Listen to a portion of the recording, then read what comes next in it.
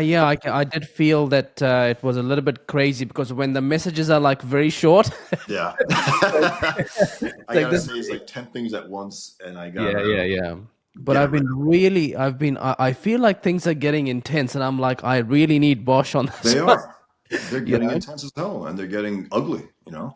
Yeah. What do you think is happening?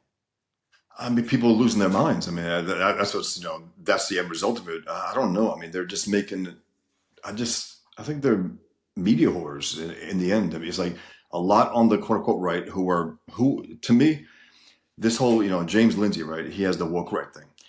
I think that's coming from a guy who was on the left, who wants to still hit at the right by saying woke right, as in he still wants to retain the word right as an insult, so I think that's why I use it. To me, though, if you go left, you're left. If you Mm. go pro-Islam, like Tucker, pro Sharia law, right? Pretending that it's not bad. You get you won't get your car broken into. There are no 0% rapes. It's like because they're not reported. That's Yeah. why. you know, and in Pakistan, at least when the woman goes to the police station and reports a rape, they rape her because she had sex. You know what I mean? That's Mhm. the idea. So this Yeah. guy, anyway, that, and then also praising Maduro, a communist dictator, right? Because he has conservative values, meaning he's anti-gay. That's I mean, you got to go a long way to focus on one thing that you think is decent while he's bringing his country to hell. So I don't know. The way I see, if you go left, you're left. You're no longer right.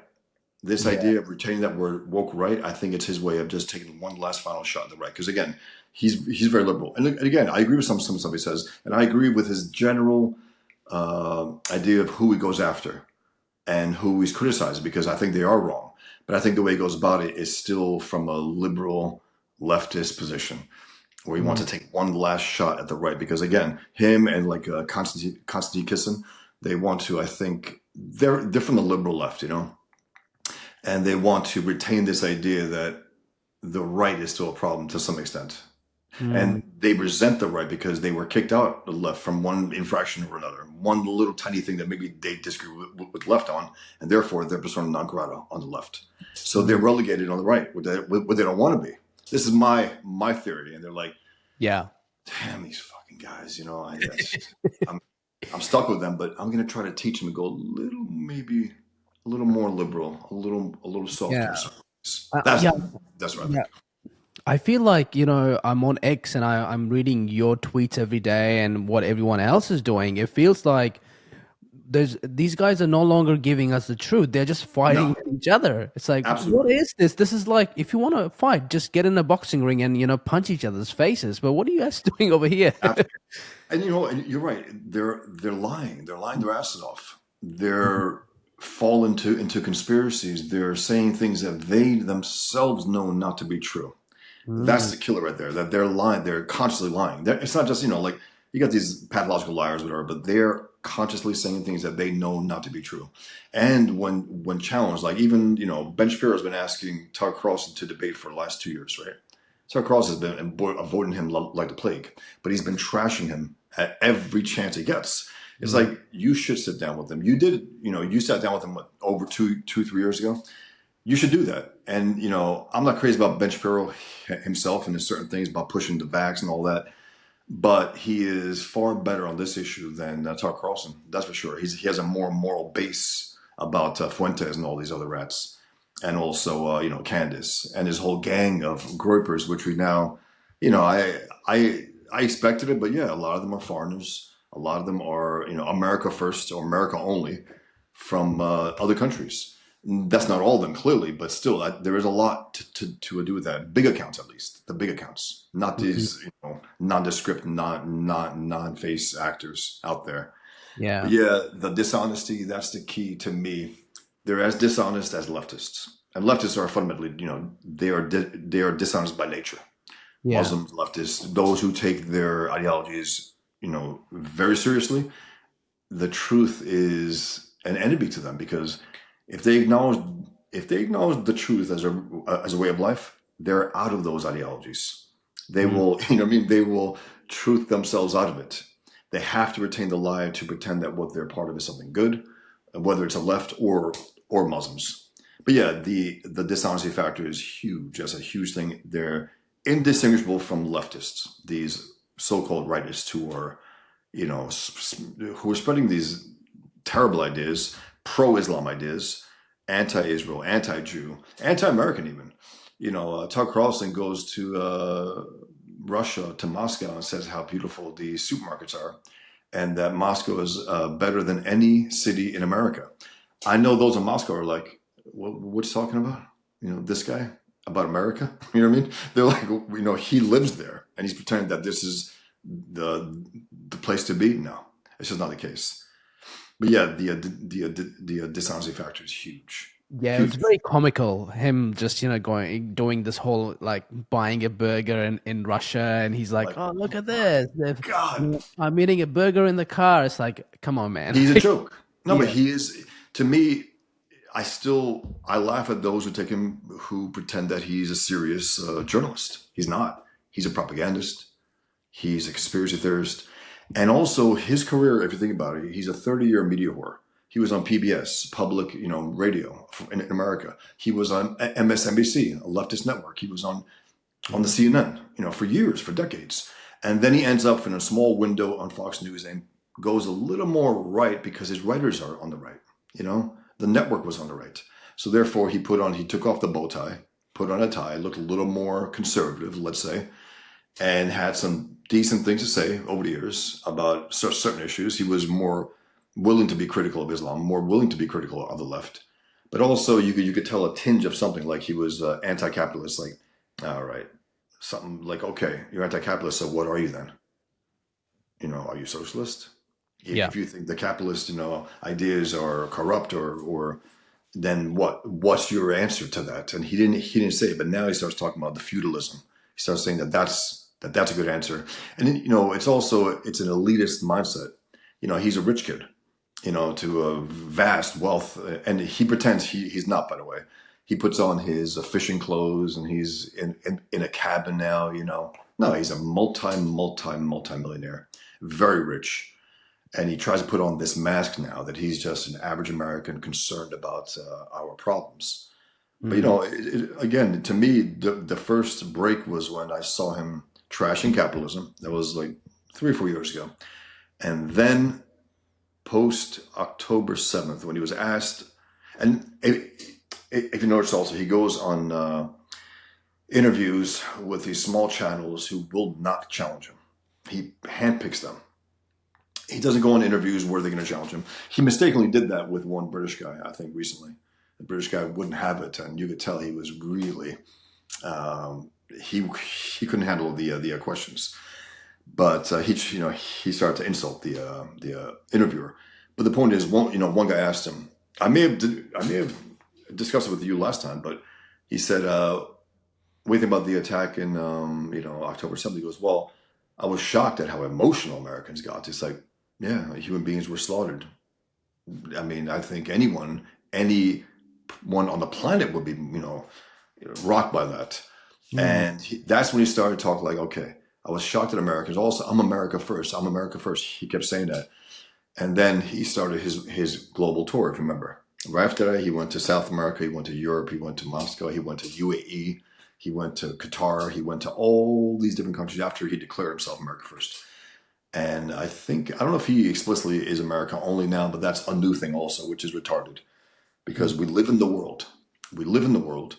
We are not planet America. We're not.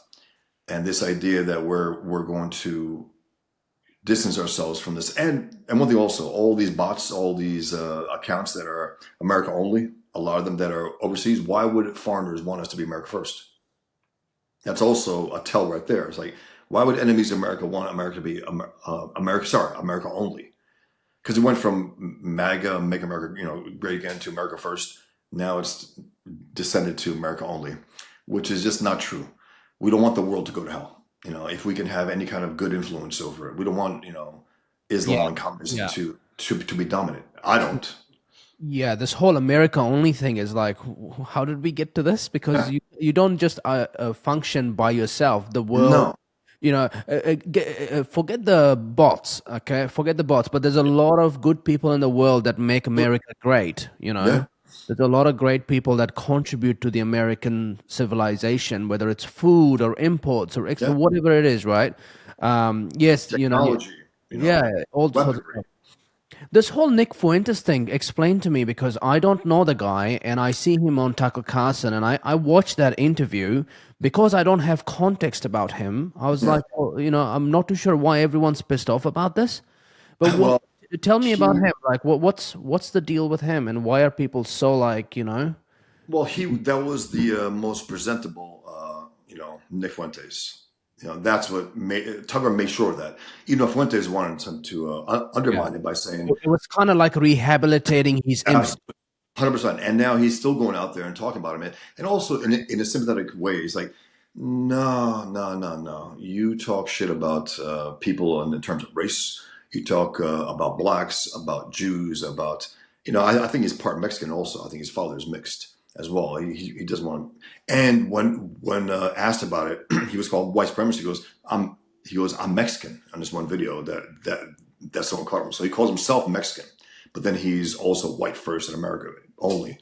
Anyway, he's some young punk kid. I think he's in his late 20s now, but he was always an online troll. That's his shtick, saying what he thinks are the most outrageous things. But notice that he doesn't say anything against Islam. Doesn't say anything about things that would get him in actual hot water. So he wants to say these things that are unacceptable to our society, but that are easily, he can live with it. Let's say there's no one out to get him the way they got Charlie Kirk. In other words, and he was also an enemy of Charlie Kirk.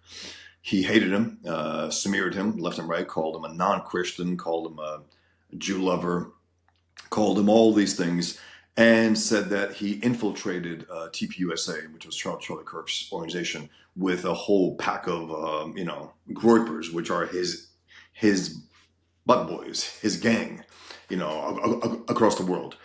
They're just trolls. To me, they're glorified trolls. And to have a troll on your show and not challenge him when he says, "I'm a big fan of Stalin," again, he tried to rehabilitate him, but the impulse of Fuentes is to try to be edgy. If he Yeah. said, "I'm a big fan of Muhammad," I love Islam, or I hate Islam, Muhammad was a piece of crap. It's like, okay, I'll give the guy some, respect for that. He'll never ever say that. So he picks and chooses what he thinks his audience or people out there might think is controversial, and and talk about that. But when it comes to substantive issues, not much, not much there. He has said he wants to annihilate Jews. He wants to give them the quote unquote death penalty. And of course, his grippers, he never said that he's about peace. He's not. I mean, when you say that you want to annihilate entire people, how's that peaceful? He loves Hitler. He loves Stalin. And also people said, isn't that a contradiction? I said, no, no, no, no. He was a national socialist, Hitler. Stalin was a communist. He was a socialist also. The USSR was a socialist country. That's how they actually named themselves. They were allies, right? If you remember.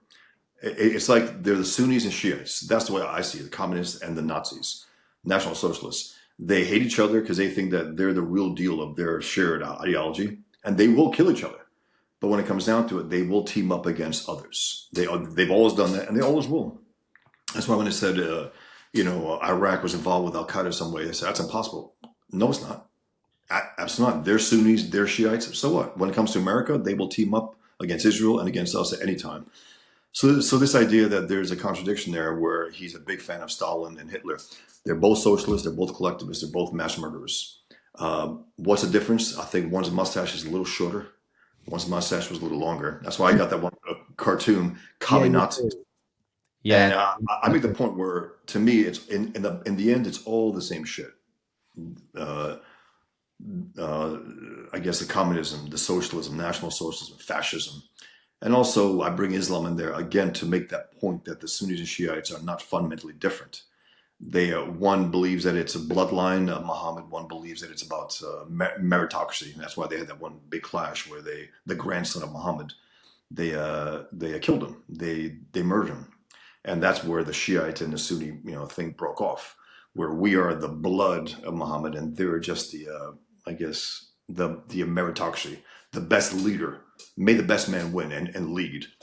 And that's where that rift happened. That's why Iran and Saudi Arabia don't really get along. But again, they will team up against us and against Israel, no matter what they claim. So yeah, this idea that it's a contradiction for Fuentes to be for Stalin, a communist, and for national uh, for Hitler, it's not a contradiction.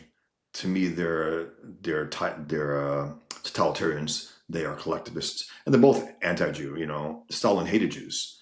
I mean, this idea that only Hitler was the only National Socialist who hated Jews, or socialists hated Jews, that's not true. Yeah. It's not, historically speaking, it's not at all. It And just then they say, sorry, and then you got other people. Communism is Jewish. Marx yeah. was Jewish, and therefore, it's like, Marx was a self-loathing Jew. He hated religion. You Yeah. know, he created something different to try to bury it. Sorry, you were saying. No, it's really fascinating what you're saying, and I'm kind of curious as to how far this has got, because I do feel that Nick Fuentes going on Tucker Carlson has caused this whole storm about what America first is, and it's turned into America only with Yeah, Elon Musk really doing this fast. whole, yeah, Elon Musk is doing this whole disclosing all accounts Yeah, locations, and it's sort of turned into this whole America only. And I'm not too sure whether this has got into the White House or the government are going to respond to this, and what is the real effects of all of this that right. you're saying. Now, I don't think Tucker has the kind of influence that he thinks he has anymore. I think he is a kook. That Trump called him a kook, and he is. So I think it's like a last ditch, last gasp effort for Tucker to try to mainstream a little creep like Fuentes. But I don't. He doesn't have the juice he used to have. Like the Godfather said, the Corleone family doesn't have the kind of muscle he used to have. I think he fancies himself as this big kingmaker. I don't think he is. I think he's a little gone off the deep end. I think people mock him more than they praise him now, at least in my circles. So I don't think he has influence over Trump. And Trump, despite whatever flaws he has, and he is flawed. I can like and don't like something that he says in one day. I agree with him attacking Iran 100%. And even though, if you recall, when they took out the nuclear facilities, Tucker Carlson and all the other rats and Candace Owens and others were saying it's to be nuclear war, World War III. It's like, that's not the case. It didn't happen, and you didn't come out to apologize after. You should have been proud about that. And now Candace Owens, just to link that, Candace Owens says that the Macrons, who are suing her for calling, Mrs. Macron a man, now she's saying that they're out to assassinate her by French legionnaires and Israeli assassins. So I think they can just add to their lawsuit, don't you? I mean, what's worse, calling her a Yeah. man or saying that they're out to murder her? Yeah, that's my point, is that what these guys are doing with everything they're saying, intentionally knowing that there is not a lot of truth in it, or they're Yeah, bending the truth, is to get the attention of the White House. Laura Loomer has bragged about how she influences she Trump does. in firing certain people. She Then you definitely have does. Yeah, Candace Owen just posted something, I think a few hours ago, saying, "Watch out for a statement from the White House about Macron's trying to assassinate me." It's almost yeah, like they crazy. need the validation from these governments to boost what they're doing. But the difference between Laura Loomer and Candace Owens in this aspect is that Laura Loomer loves Trump. She will support him. Yes, yes, of Candace course. Owens is condemning Trump as But their Israel. media tactics are similar. Yeah, They're creating these stories, and then they are trying to get attention of governments to legitimize and get them to become mainstream. but actually, Laura Loomer does have influence over the White House. She has gotten some She has scalps. proven that. Yes, she has Yeah, proven that. whereas Candace Owens has none.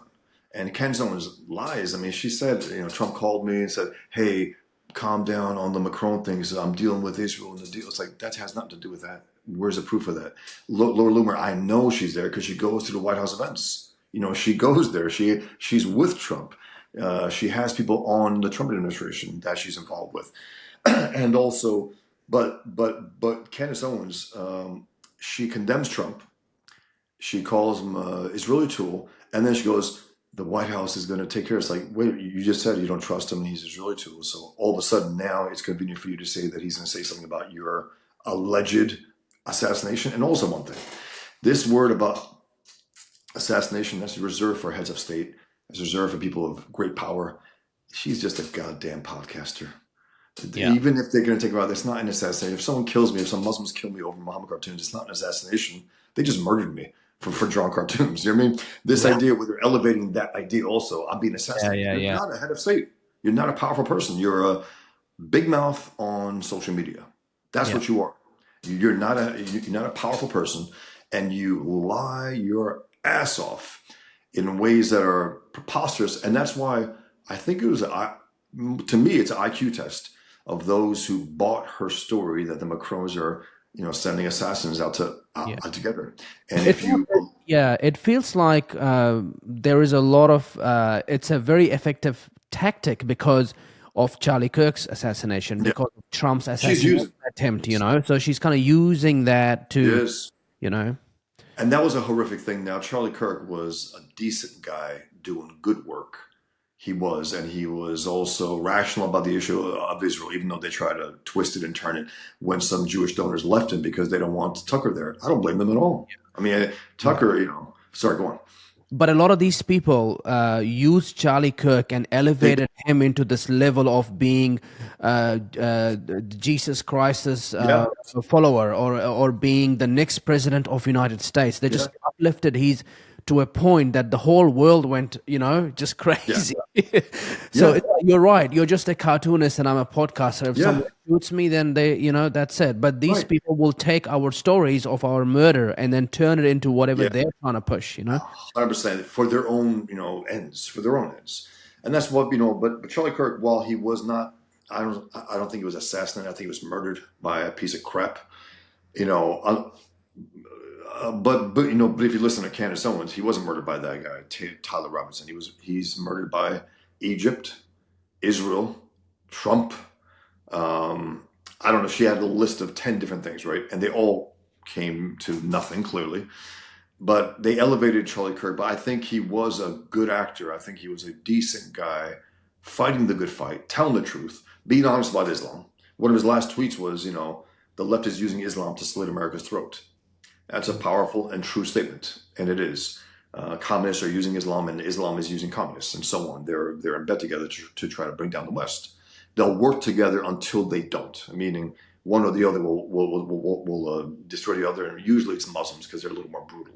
It's like in Iran after the Iran Revolution. What happened to the communists? They went underground. They were slaughtered. They were imprisoned, or they were converted by Yeah. force. That Yeah. movement died completely. I also think that one of the reasons why these guys like Nick Fuentes and Tucker are getting a lot of eyes and ears is also that in my view, there is something wrong about the image that Make America Great is putting out. For example, Trump is hanging out with the president of Syria, who was an Al I Qaeda know. terrorist, I know. and he's hanging out with Saudi Arabian guys, and he's hanging out with Qatar. Qatar's giving him a plane, Yeah. and And then he's Mamdani going also. there. Yeah, It and happened to Mamdani, everyone and with Mamdani. It's yeah, terrible. And I it's like watched it all. And then the next day he something says off he wants about this. to, yeah, and then he calls the Muslim Brotherhood. He wants to declare them a terrorist group. It's like, okay, but they're also part of the Muslim Brotherhood. Yeah, This whole something. thing. He is a confused guy. I don't think he's a moral actor. I think he's a very practical guy. I think he loves the country. That's his one, I think, saving grace, that he doesn't hate America. Yeah, So he'll do some good stuff for us. But when it comes to dealing with bad guys, and they say, well, he has to deal with them. Doesn't have to deal with them. Not the way yeah, that he does. Doesn't have to deal with a terrorist coming in with a suit who's wearing robes last year and pretend that he's some decent guy. He says yeah. he's a good looking guy. It's like, that's just dumb talk. It's Yes, dumb. but even people like Bill Ackman, they're like, "Oh my God, this guy's a terrorist. He's a bad guy." And Mamdani is this. And the moment Mamdani wins, Bill Ackman's like, Yes. Hey, "Congratulations, I want to work with you. congrats!" And if you want me on your team, I'm on your team. And I'm like, "What I is know. this?" Lack Like, of consistency. yeah, To me, I think a lot of them they're not moral actors. They can't distinguish between good and bad. yeah, Once someone's in power, they have to respect it. It's like, no, yeah. no, you And, don't have to. and, You can and be honest. you could be honest in a political way about it. Also, you don't have to be, hey, this guy's a piece of shit with a towel head. He wears a pizza tablecloth, piece of restaurant tablecloth on his head. Look at this. You don't have to do that. But you can say, well, your country is still killing homosexuals in town squares, killing witches in town squares, killing those who you declare as non-Muslims or heretics in town squares. You're still doing that. That's a problem. That's a problem with me as an American. He won't do that. He'll just Yeah. praise him to the hilt, and then the guy will pretend that he didn't kill Khashoggi. But Khashoggi to me is a character, because this idea that he was some poet, he was some piece. No, he wasn't. He was a friend of Osama bin Laden. Loved him. When he was killed, he made a whole like a poem about it, a love letter about it. He didn't write his articles for the Washington Post. They were rewritten by other people to make him look better. He was butchered like a dog, yes, by the Saudis. He absolutely was. But he was not this great, Western hero. He wasn't. He hated Israel. He was pro-Hamas. He was a member of the Muslim Brotherhood. He was pro-Osama bin Laden. That was his boy. So Yeah. this idea that he was some innocent victim of the Saudis, that's not true. He was just like them.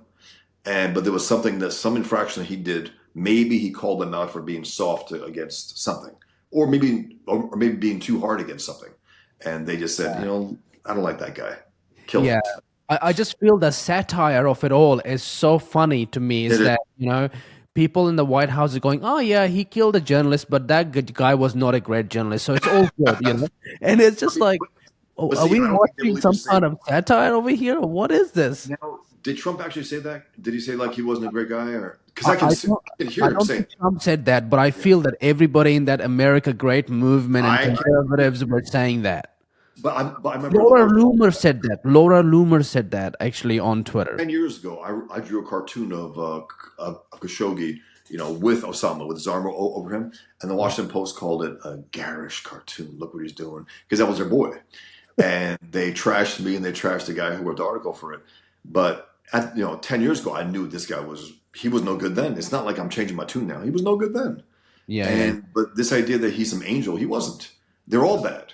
The Saudis are bad. He's bad, and they just ended up butchering him again. We never got an actual reason, but I'm assuming it has to do with something that he did or something he said or did against the crown. And I think he was in power at that time, but he said he wasn't. I don't know.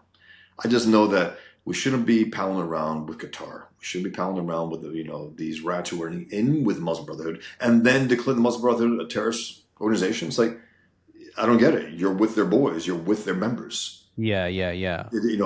Again, he's not a moral actor. Trump. He's not. He's a patriot. He will do good things for America, and then he will do things that I look at like, wow, he is as immoral as I thought he was. He was never a moral actor. I mean, he was always a sleazy celebrity for decades. Always. That's what Yeah. he was to me. That's why I didn't trust him the first time at all. Yeah. There is a layer of this whole like media performance in him, It's like, oh, I'm gonna declare Muslim Brotherhood, but in the background, I'm sure there's a lot of nuance around making sure this doesn't blow up back in my face. Absolutely You right. know? And I think he may have done that because of the blowback against him I mean, pounding with these guys. I think he- also. yeah, he's gonna handle the Epstein files exactly the same way. I'm gonna Yeah, release it, and the moment he's looked into it, he goes, "Okay, hold on a second over here, guys," because everybody's morally that fucked, was a debacle. and everybody is involved is morally, Yeah, Peter it was. Thiel It was. was. I think they will release it though. I think they will now because they have to. Because it Yeah, was yeah. such a debacle, and that I think he Pigman, just needed some time to settle in, and he's done that, and now he's gonna release it. remember it's on my desk, and then she had remember the visual of Jack Posobiec and Cernovich and all those were holding the papers. Remember that? That was embarrassing. Yeah, I It was think the embarrassing. report's gonna be really bad for capitalism, and I think it's probably likely gonna cause a bit of a bubble crisis, financial crisis, which is gonna be like you will see Maybe. fall of Palantir, you will see the fall of AI. Who knows? But I'm starting to see some Maybe. interesting, I mean, because you know what? People can't wait to uh, look at other people down. They can't wait to look down on others. yes, Meaning like this. If you remember, yeah, the comedians went to Saudi Arabia. Remember that? yes, I did, yeah, Goldberg and all those guys, and yeah, they're getting ripped. They're getting ripped in ways. This is interesting to me. Now I know some of them. don't give a rat's ass. They would have went themselves, but they can't wait to pile on to a guy like Bill Burr, call him Bill Burka, which is hilarious to me.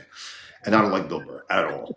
I mean, he goes out there, he goes, it was great. It was the third best thing. It's like the third best. What's the second and first? I mean, you're putting down your boys in Saudi Arabia. Anyway, he says there's a McDonald's there. It's like, yeah, they are human beings, you know. Yeah, yeah. But did you talk about the town squares where they slaughter innocents, Bill? You don't worry about that, right? Did you also, since you hate billionaires, do you hate the collective trillionaire of Arabia? Do you also hate that? Do you hate those who paid you, who are billionaires, and so on? But the point is, they couldn't wait to pile on them. People can't wait to say, I'm better than you in this instance. I'm better than you. You're a piece of shit. You know, Yeah. But there's truth to the fact that these are hypocrites. They are for gay rights and women's rights and all this. And again, they're slaughtering homosexuals in town squares. They're part of that now. They got the blood money for that. And it's interesting to me that after all that, was a month or two ago, Bill Burr is losing his podcast. And the numbers are dropping like rocks, right? And the comments in there, ripping him in half. They've lost respect from him again because it's the pretense. It's not even that he's a moral actor. He's not. He's a piece of shit, you know. Comic who'll say anything for a buck. But he set himself up as some kind of liberal. Excuse me. I'm sorry. You're all right. He set himself up as some kind of good liberal who's in the good graces of Hollywood, right? But he's a pro-gay, pro-gay marriage, trans, all this stuff.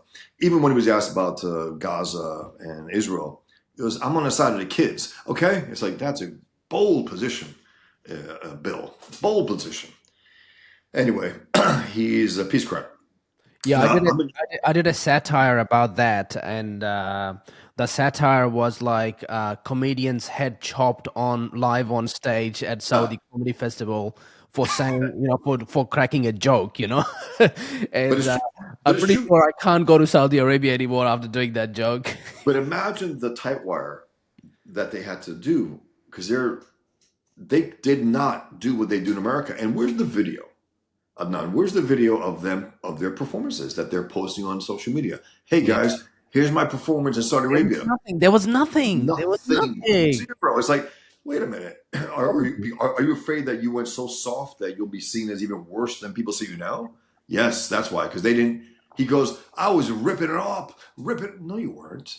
Saudi Arabia is doing a lot of intentional programming around the world about its image. That's all they're doing.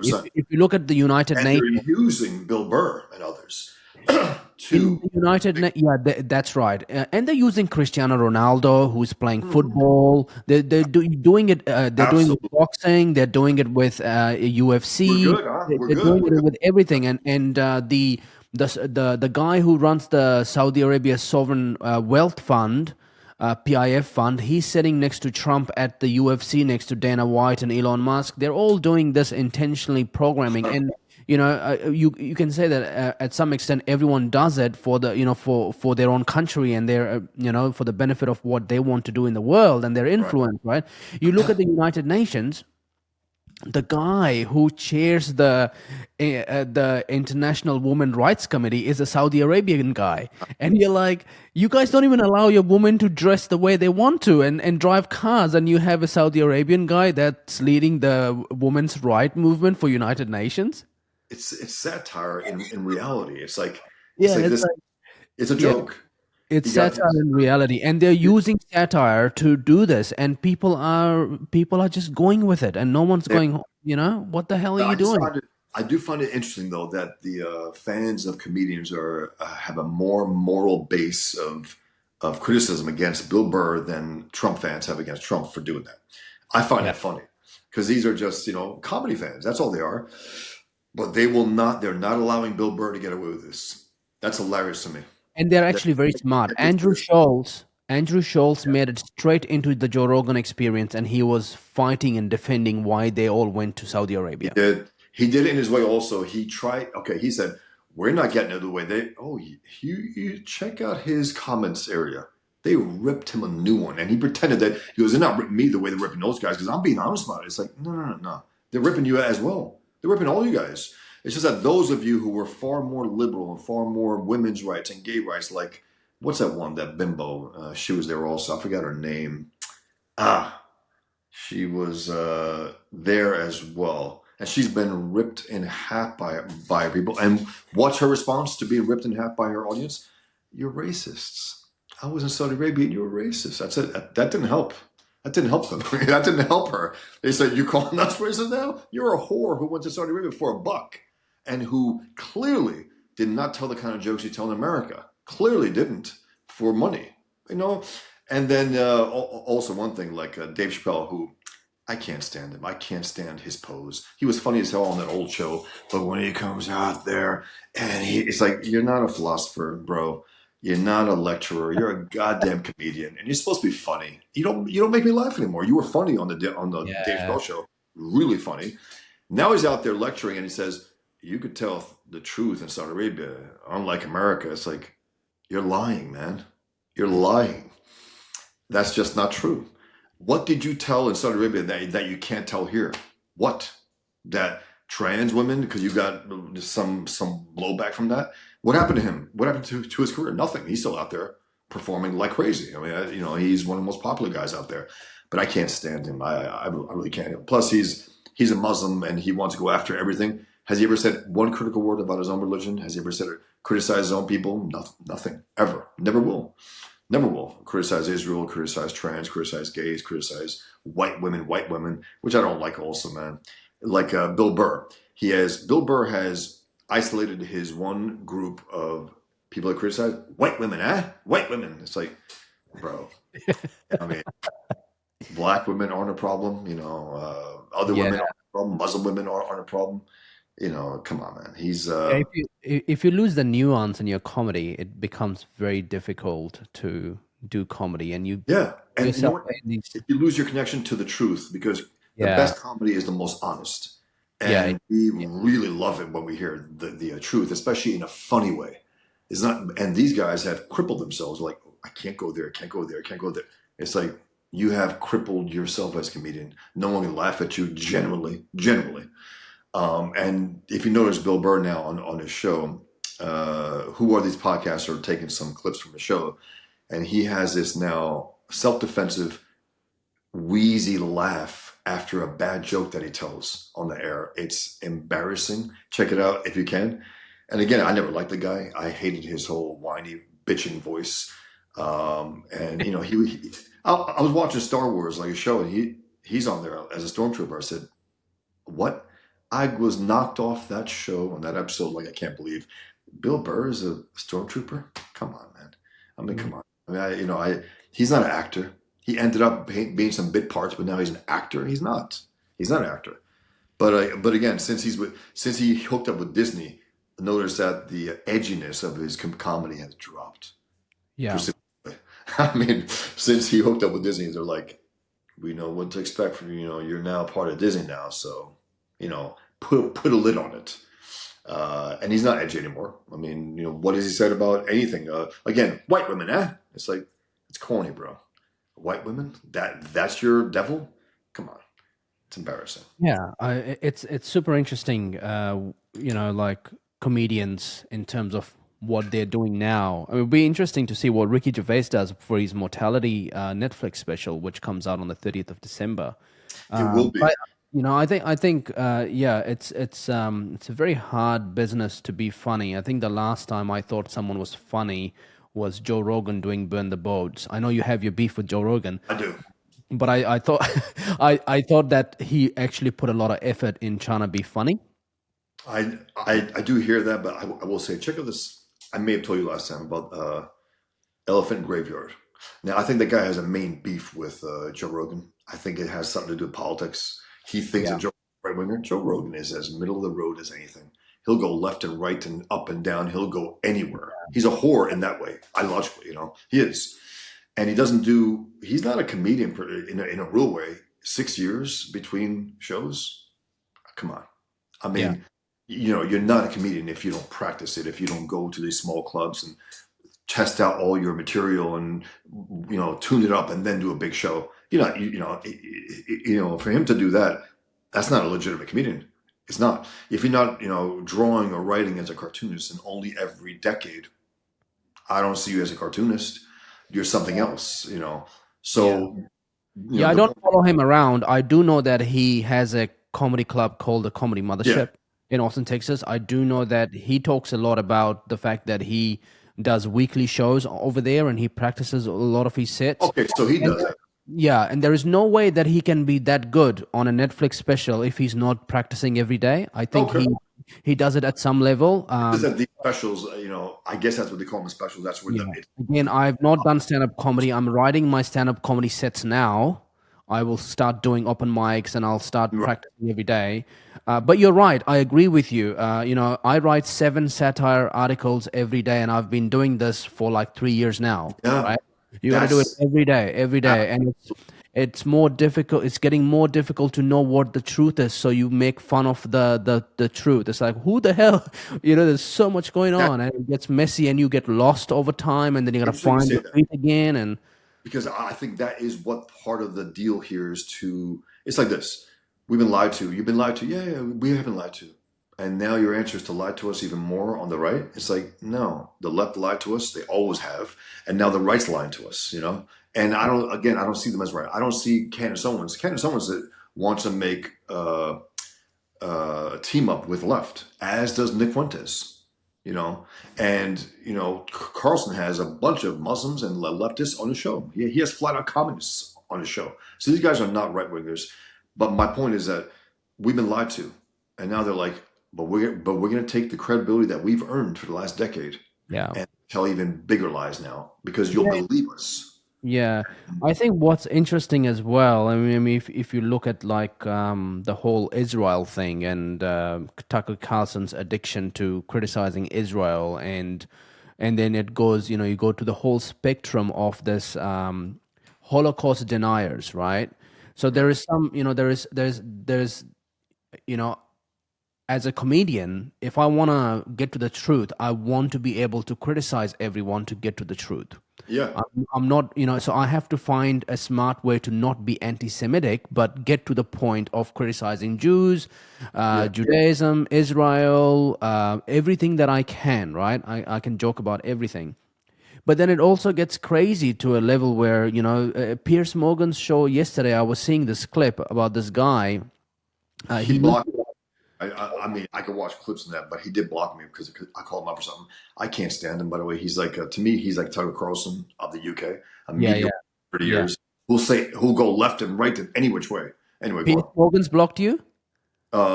Piers Morgan, yeah. Yeah. On, on Join the club. Everyone's blocked by everyone. But this guest was on the show and he was making this argument which exploded and everybody got very angry. I didn't watch the whole thing, but basically he was making this argument. He was saying that there was no way Germans could kill 6 million people through concentration camps because it takes more than 10 minutes to burn a body. And so he was doing all this maths. Who And was it? Who was it? Do you know? I'm just trying to find his name. Let me see if I can find it. He used to be a former UFC fighter, mixed martial. Oh, Jake Shields. Jake Shields. Jake Shields is nuts. I I was, actually have I was blocked him I because was he was. watching this and I was like, "Oh, this is entertaining." I was not watching it for the truth. I was just like, "This is really entertaining." Let me grab some Yeah, popcorn. that guy's nuts, and he's a massive liar, and he's crazy. I mean, he's really crazy. He really is. He'll say anything. But the devil to him is Israel and Jews. That's it. That's it. Right. Period. That's his one thing. And again, in a world where we have hundreds of people slaughtered by Muslims every single week, there's no comparable thing there with Jews or Christians. And you got Muslims telling me the Christians, how many they're killing across the world right now. It's like, where? What? How? I mean, it's not happening. I could understand criticism, but also this idea with, they deny the Holocaust, right? And then they say that there's a Holocaust in Gaza. And that's literally what Joe Rogan said. There's a Holocaust, there's a Holocaust. And then he got Kurt Metzger there. Yeah. Puffing away. It's like, bro, you're a goddamn pothead. You can't even take a break on a show for 2 hours to not smoke Yeah, it's a joke. so much. It's like, It's dude. ridiculous. on his show, every single show he's on. Yeah, it's It's almost like, like his new shtick, you know. It's like, look at yes, me, and I'm also always you high, don't have to you fight know, it. fuck the free Say you're hiding world, on you know. camera. We know you're doing it. It's like Yeah, that's gonna yeah, help. yeah, yeah, yeah, Anyway, yeah. so he said, yeah, Holocaust, yeah. It's like you're a dumb comedian, first of all, and you're bombed out of your brain right now. So don't tell me. And then, uh, so Joe Rogan fell for all that crap. It's a Holocaust. He actually called the Gaza a Holocaust. So they denied the Holocaust. Those who say there was no Holocaust, but there was a Holocaust in Gaza, which is comical to me. And then you got Nick Fuentes pretending to care about the Palestinians, right? There's a genocide there. Nick Fuentes, you care about these brown people in next door to Israel? You don't at all. You're a racist. And then he'll say, I don't give a shit about Palestinians in another show. So it's like the contradictory factor also. Meaning, I think he's just a young punk throwing shit at the wall and seeing what sticks and what doesn't and changes his tune because you know what? There's no principle there. There's no core. There's no core moral belief at all. Yeah. He'll say he's Mexican one day. He'll say he's all America. He'll say he's America first. He'll say he's pro-Trump. He'll say Trump's a piece of shit. He'll go on Tucker Carlson and praise him, and then now the old day he's a piece of shit because Tucker Carlson conceded that Nick Fuentes is an anti-Semite. He goes, "Come on!" It's like, but you are though. But I mean, that's your thing. That's your whole shtick. So it's also these Jew haters. They don't want to be called Jew haters because then Yeah. they're cornered. Yeah, and I Well, also feel like they are. some of these guys are actually in some of the arguments they are winning. Like Dave Smith was arguing with having a debate with Seth Dillon. He's the CEO of On Babylon Piers Bee, Morgan, is that what it on was? Piers Morgan. Yeah, and I felt like Dave Smith actually won that debate in my sort of view. And Seth Dillon was just sitting there and going, "We have to gatekeep the truth because people are not honest." And I'm like, "Oh man, please don't say that." Yeah, don't use that also. You It's know, like, it's like, no, hey, it's not your job to gatekeep, you know? tell the truth and counter these guys who lie about it. I mean, Yeah, exactly. I and mean, he's you on. write, yeah, you write satire. You can't be gatekeeping in the truth, you No, know? And I and feel like they're kind of shooting themselves on the yeah, on the you don't. You don't. Now, look, I don't think Tucker Carlson should have Nick Fuentes on if he's not going to be honest about it. Meaning, you have him on, fine. Challenge him. Challenge him. Say, wait a minute. You just said you're a big fan of Stalin. Let's forget about everything that we had planned to talk about. Explain that. Explain why you're a fan of this mass murderer. He didn't do that. He goes, let's come back to that. It's like that was again Nick Fuentes trying to fuck with Tucker Carlson because Tucker Carlson has been trying to mainstream him, right? yeah, So Nick Fuentes threw a bomb at him. Say, what do you do about it? Because that's what he is. He's a nihilist. He likes to see shit explode. And Tucker Carlson stupidly let it pass. It's like no, that's the topic of conversation now. That's the one, not One this other thing that, bullshit. yeah, one thing that Tucker has done really well with his podcast is he's got obsessed with this idea that he can just rehabilitate people's image. He can just bring all these people in and he can reinvigorate these conversations that no one else is having. He thinks he's more powerful than he is and has That's more very influence. dangerous. Yeah, It's it incredibly is. dangerous. And that's But why also, Joe Rogan didn't want to talk to Trump for a very long time. And eventually he did, and eventually helped him win. And but now that's he's what he backtracking a lot of the things he's saying on his show. He's backtracking, supporting Trump on ICE raiding illegal immigrants in factories, for example. he's all over the place. But also 2020, he goes, I can't stand this guy because they have some text that were leaked. He goes, he's disgusting. He trashed him, and that's what he really thinks about him. So he's a two-face. We know what he actually thinks about Trump, and then he pretends that he's for him. He's not. He's not. He's again, all these guys seem to be falling into nihilism. There's nothing, there's no moral core to what they're saying. And again, if you notice also, he's trying to make stars of people that are completely unknown. You know, Daryl Cooper, right? America's greatest historian. No one ever heard of him. Even now, he's popular maybe on X after he was on the show. He has that the lady with the mustache. No one ever heard of her. He's trying to Yeah. make stars of people, I was like, and it's what not is working. this? Is this a man or a I mean, it's George Stephanopoulos is his sister, and it's like she looks more like a man than he does. It's ridiculous. And what is she? Yeah. Nothing. She said everything that Tucker wanted to hear. No guest on his show challenges him or says something he doesn't want to be projected onto his show. And that's why it's true. He is getting his audience to hear things that he wants them to hear that he doesn't necessarily want to say, though. That's his problem. Also, he wants to maintain the neutrality, like they said it. In the Yeah, end, I didn't say it. That's a problem because yeah, he's being so dishonest about it, and he doesn't have anyone on there to challenge him. He's like he will never have a Ben Shapiro on. Never. He'll never have a Seth Dillon on. He'll never have someone. He'll have on Dave Smith who will say everything that he agrees with. But Dave Smith, he's dumb. In the end, he's dumb. He's a guy who is called smart because he read some articles right before he gets on the show that are fresh, and he's a fast talker too, but he doesn't know his shit. He doesn't know, and that's why when you got a guy like Coleman Hughes, who's a little boring but very knowledgeable, and he'll have to, it's the best description of but college. it really is, and he It's so comes. true. Tries to be an intellectual. And look, I respect the fact, but he's not a presenter of ideas. He's Yeah, not. yeah, I don't yeah. think he can be any fire in there. But besides that, he ripped him. Just by saying no, that's not true at all, and here's why. He also ripped Joe Rogan. He was on. He goes, no, it's not a genocide, and here's why. And Joe Rogan was like, oh, okay. It's like, again, it's propaganda from Hamas going through the mouth of Joe Rogan.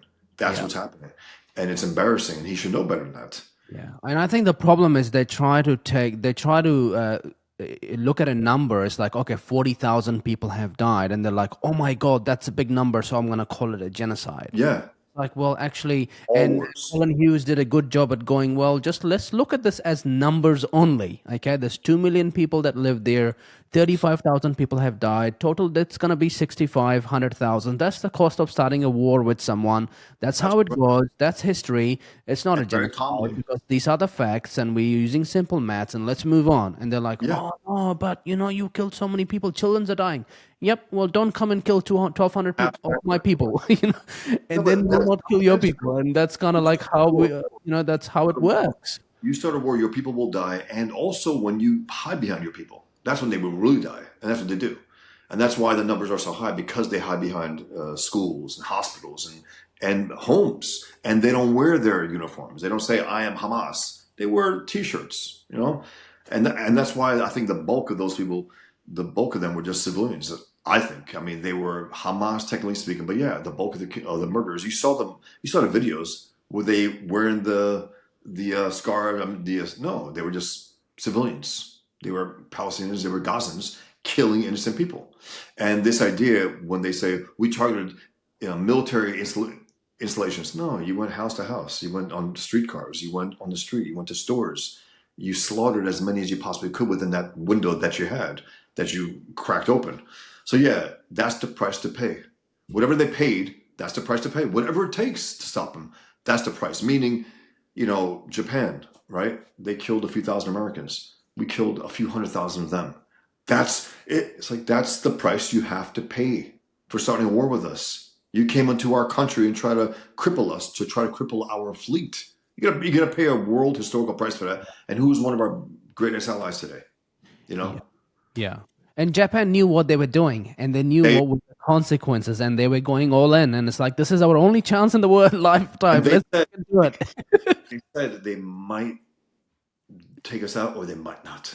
We'll Yeah. see. I mean, because they're like, and if they do, we're done. And even think about this: after the first nuke, they were like, still keep fighting, Yeah. meaning And they that's were the same thing locked with in. Winston Churchill, right? It's like you do not negotiate with Hitler because he's not here to negotiate because he knows it's either me taking them out or they're taking me out. And that's how this goes. And again, the revisionism that Tug was trying to push, also that Churchill was the bad guy in World War II. He's trying to launder that from Cooper, right? That Hitler didn't really intend to kill all those Jews. You see that happen. It's like what? And, that's propaganda completely. And also Churchill was the real. It's like Churchill? Yeah. No, he It, it, wasn't. it's very bizarre when he was saying like, oh, they had to gas them because that was the economical way to do. I'm like, well, the easiest way to do is to put them in a train and send them out, put them on planes and let them Yeah, go. Why do you need to that's kill if that. them?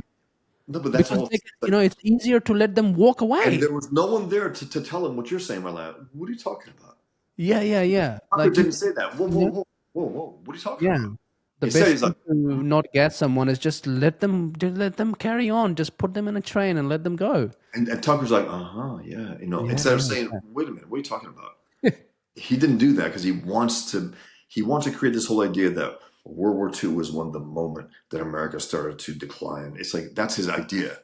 No, we were the champions of the world at that time. We helped take out the some of the greatest enemies that civilization had, and we had this boom that no one ever had in history after that. So this idea that that was the moment that we were crippled, it's just a lie. It's an absolute lie. yeah, And again, he has nothing to say against even about China. When does he go and rail against China? When does he rail against Russia? He doesn't at all. I mean, at all. He's a frequent visitor to Qatar. He before he went to Saudi Arabia, he goes, I can't wait to go there. It's the future. What's the future, Tucker? Saudi Arabia is the future of what? Of what? What does that even mean? And also, has he praised Trump for even palling around with the head of Saudi Arabia? No, not even that. I find that interesting. Also, he never ever so say, "Yeah, that's great. I was there. I love it. I love that Trump's doing that." He hates Trump. That's why he does. He really hates him, and he will do certain things and say certain things to uplift himself when it comes to connecting with Trump. But outside of that, absolutely not. Doesn't talk highly of him at all. And I loved when Trump called him a kook. I loved it because it was a first big dent against him because he was allegedly, as Megyn Kelly calls him, the 800-pound gorilla. He's not. He's not. He seems like he goes to Charlie Kirk's the memorial and cackles like a witch. It's like you should have stopped that. I mean, this is your boy, right? That's your friend. Just withhold that. He didn't do that. There's yeah, something dirty about that. You mm, know, at a man's funeral, you're gonna do yeah, the same shit you do on your show. Cackle. It's ridiculous. yeah. So, where do you think we are, the world, as the world, with this whole Israel and Gaza thing and anti-Semitism? Do you think it's getting worse, or do you think it's just because people are starting to criticize Israel a bit more in terms of how they've handled this war and how they've let I don't. um, Hamas come and kill 1,200 people? I mean, where are we with this whole? I don't know. I think it's diminished a little since this alleged peace deal. Which is not peace. Hamas keeps breaking the ceasefire. Then Israel is responding and being accused of breaking the ceasefire. Right. But again, it's like this. I will support Israel against the savages that we face as well. I will support Israel against that.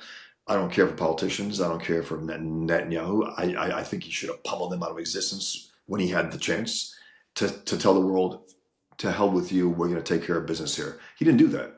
2 years, they're still active, Hamas. It's like you had the strength, you had the power to wipe them off the face of the earth. You did, and you didn't do that. So that's my criticism against that, because he's a politician in the end, and making deals with these terrorists, no good. But the point is that I support them there, but it is not the issue of the world. It's not that the right tries to make it, some on the left try to make it, Muslims try to make it. It's not the issue of the world. The Israel and Gaza conflict, the war. It's not, and I think it's lost steam in that sense. It's like a proxy, because people who hate Jews can't wait to criticize Israel, no matter how they handle the war. This idea that they handle it bad, they handle it like the most humane way possible. They have. They try to avoid as many of the civilians that they can. They have tried to do that, but it doesn't matter what they do. They're still evil. They're evil by nature, and that's it. So it doesn't matter what they do. So yeah, I don't think it's as big an issue as people try to make it out to be. I don't Yeah. think it's the ultimate story of the world. We got a lot going on, and that's one of them. And that's not to diminish the fact that they're on the front lines of this jihad. I mean, they're the only ones who are now routinely fighting jihad on behalf of the civilized world, taking out Hezbollah, taking out Hamas. That's a big deal for all of us. Hamas has killed Americans. Hezbollah has killed Americans, and they're doing our work, and we're not showing them the appreciation I think that they deserve. But at the same time, again, it's not the end all be all that people try to make it out to be. These people, everything that Nick Fuentes says is Israel, Israel. It's like, first of all, it's not the issue. It's not. It's not the issue end all be all. It's one of the issues. Yeah. It's a Yeah. moral Yeah. issue, but I don't think it's as big as it was last year. I Yeah. don't think so. I don't see that. right now? What do you see in terms of, from your perspective, in terms of the Israel-Gaza conflict? Is it as big an issue as it was last year, media-wise? I don't think so. Even on social media. Yeah, I mean, I view these things when I'm trying to figure out the satire and the comedy of it, or trying to find fresh angles for the podcast. It's almost like these things progress in a way where there is an overcorrection, then there's a response to that overcorrection, and sometimes some people feel that these guys have gone too far, and now we're going to criticize them to bring that balance. So Yeah. it's almost like after one thing I noticed, for example, after the hostages were released, the criticism on the Israeli government was like starting to really pile up, right? It's like, oh, now we're going to do a post-war analysis, right? And let's make sure we do all the, we count everything that they've done. And you can kind of see that in this whole, Candace Owens blaming Israel for the murder of Charlie Kirk, which is turning into all these TPUSA kids that are coming to these events. They are questioning JD Vance about why we are putting so much money and attention into Israel when we need to be America first. You kind of see how these things ripple and shift people's perspectives. And one of the good things about that is we want to make sure there's no self-censoring happening, because if when one is being attacked or protected so much, the self-censoring starts to happen, and people feel that they can't criticize Israel. If they use the word Israel, all of a sudden, they're going to get canceled. And I always play this idea in my mind, right? And this idea that I have is, it's gone almost like a check. It's like, okay, Hitler is alive, and a journalist goes and interviews Hitler, right? If that happened today, I mean, oh my God, this journalist is going to get murdered. Right? It's like, Yeah. you're talking to Hitler? It's like, no, I'm just a journalist. I went to ask him why he killed 6 million Jews. I'm doing my job. See that's the problem right there, because that's what you should ask him. But the problem is that when a guy has not that, Nick Fuentes is to me a glorified troll. That's what he is. That's what he is. He wakes up, how can I fuck shit up today? Okay. That's what he is. That's his whole thing. He's a nihilist. And he'll say, Trump great, Trump's a piece of shit. Tucker's great, Tucker's a piece of shit. In the same episode, it's like, he is not a guy who thinks. He's a guy who wants every possible eyeball that he can get by saying the most outrageous thing. And again, what's the most outrageous thing he says? Jews bad? Big shit. So what? Is he saying Muhammad was a piece of shit? I want to fucking draw him in. No, it's like, to me, what they're doing is basically, as I put it, it's their way. They're drawing Moses and pretending that they're being edgy. They're not. I mean, that's nothing. And so he's not saying anything truly controversial by praising Hitler and praising Stalin. That's not controversial. It's not to me. It's just a guy trying to talk shit and be edgy while avoiding what's really edgy. Yeah. Why? Nick has tiny dick energy. These people, the way that they kind of build their mindset is that they make themselves famous in their minds when they have only 100 listeners. And he talked about this on the Tucker Carlson podcast. And he was saying, I only had 100 people listening to me, and then I got canceled. And oh my God, it was Ben Shapiro, and they got me canceled on my show. And Tucker's like, how many followers did you have? And he said, only 100. I'm like, if you had 100 followers, why are you making a big deal about this whole cancellation thing? No one would do that, because no one would notice him.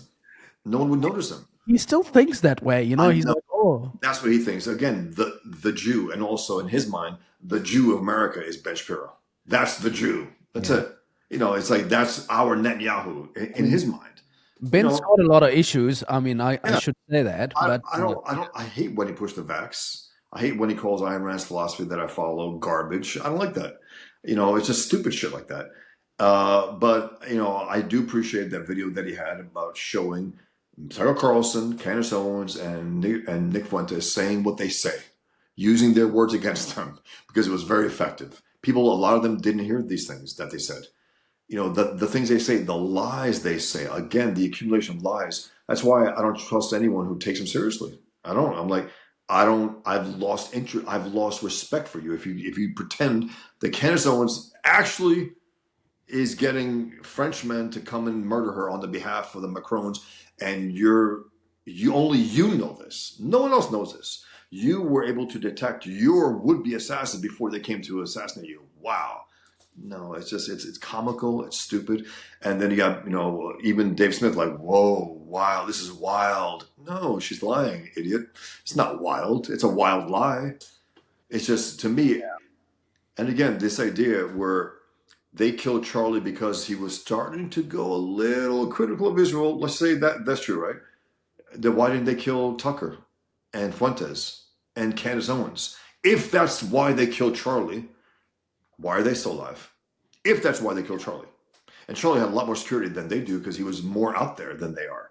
If Yeah. Tucker never goes to events publicly, and I remember the day it happened, I was like, what the fuck happened to the drones, to the roofs? We know Trump it's like, what happened? And supposedly, I think the school didn't allow them to check it for some insane reason. One of his security guards was talking about it on, I forgot this guy's name, the show, the bald guy, ex-military. Anyway, It's yeah. I know the show you're talking about. Yes, yeah. Sorry, the guy was trying to hold his shit together. He's a guy who knew Charlie for years, was one of his main guys, always standing to the side, and he couldn't continue talking without breaking up a little. It's tough because a young guy like that, he was a moral actor also. Unlike a lot of these talking heads, there was something about Charlie that was, well, agree with him or not, there was something true about what he generally felt about these issues, about America, about Trump. He worked his ass off to get the youth vote for Trump, and it did happen. Whereas Nick Fuentes, the day before election, guys were going to Minnesota, were going to others to make sure they don't vote for Trump, to stop Trump. You know what I mean? That's who he is. He was the anti-Charlie, and now they're trying to boost the anti-Charlie. It's like, what does that mean? I thought Charlie was your friend, was your boy, Tucker. I thought that was your boy, and now you bring on his great enemy. When Dinesh D'Souza debated Fuentes a few months ago, Charlie Kirk wrote him. He goes, "Why would you do that? Why would you boost the guy? Why would you give your, position, your value to that guy?" And he said he called him vermin. He called him vermin. So that's what he goes. I've been fighting this guy for years, and his whole crew for years. They used to go to his events. They used to call him up, show. And again, it's not about canceling these people. I understand why he says that. If you're gonna have Nick Fuentes on, be honest. Challenge him. Say, bro, you said you want to kill Jews. Explain that. He didn't challenge him on that. Wait, you say you love mass murderers. Explain that. He didn't do that. He tried to make him a sympathetic person, and he's not sympathetic. He's a little rat who's talking shit in class in the back of the room and flicking ears and just saying these outrageous things. Again, outrageous in a safe zone, meaning I'm not going to say anything truly outrageous. I'm not going to say Allah was a piece of crap. Is a piece of crap. I'm not going to say those type of things. I won't draw Muhammad. I won't mock Muhammad. That's for sure. But I'll mock these long dead dictators. I will praise the long dead dictators, and also trash Trump and trash Laura Loomer, who I was friendly with years ago. And what did he say about Kanye? That's his boy, right? Remember, he was his advisor for his presidential campaign. Now Kanye's there, going to Jews and saying, "Please forgive me, please forgive me." Whether it's a stunt, I don't know. But the point is, he hasn't trashed Jews for a while, Kanye. He hasn't. Remember, he says, "Please forgive me for what I said." This and that. I don't know where he's coming from. He's a mess. But I noticed that Fuentes didn't go after his boy. Why not? Isn't he spelling out the truth as far as he sees it? So there's a lack of consistency, a lack of morality. Yeah. And I think Charlie was a moral force. Despite what I agree or disagree with him, I think he was a decent guy trying to do good and working his ass off, and also writing books. There's something about this also. I said out there, I said, here are the most profound things that Nick Fuentes has said. And then there's a big word balloon that's shaped like a butt with nothing in it. And he's yapping away, There's no quotable thing that you can say, wow, that was a profound thing. Whereas Charlie wrote books, essays, articles for years. He was engaged with cornering himself ideologically, meaning he wanted his words out there to be taken seriously enough where he puts them in a book. Because in book form, that's when you can be called out and challenged with your ideas that you set in stone. Fuentes never does that. Why? He doesn't want to be cornered. He wants to say anything, throw it all out there. But no book publisher would self-publish it. I self-publish my books, So meaning he doesn't want to be cornered by anything. He wants to say anything. He's again, an internet troll that's been glorified. And Tucker Carlson, despite his efforts, he's not quite mainstreaming him as much as he'd like to. He's not. Yeah, I think you're right, and when you use the word inconsistency, I think I see that a lot in, for example, the Kanye West and the criticism of the Jews, and everybody in the music business is a Jew and they're screwing me over type thing, right? So one of the things like I find inconsistent as well is that and the reason why people want to start criticizing the Holocaust and who was the real villain and this and that, and they bring the Jews into it. It's almost like they feel quite annoyed the fact that the Jews get much more attention. It's like, something bad happened to them. Sorry. No, there is the factor that they say they actually use. They say as they advertise their pain, it's like. It was a horrific thing that happened. The Armenians don't or can't or who knows what. They don't talk about their Holocaust or their genocide. Yeah. And at some point, everybody needs to move on as well. Like we make the same argument with slavery. It's like, can we move on now, or are we still going to hold this thing? I think the problem is this though, because there's a whole swath of people who deny that it happened and who want it to happen. Because one thing is the whole Muslims, all these workers, right? They say it never happened, and I can't wait for it to happen again. It's like, but it never happened. Yeah, exactly. So, and on top of that, they create a fake Holocaust in Gaza, meaning the Holocaust didn't happen. But man, I wish it did.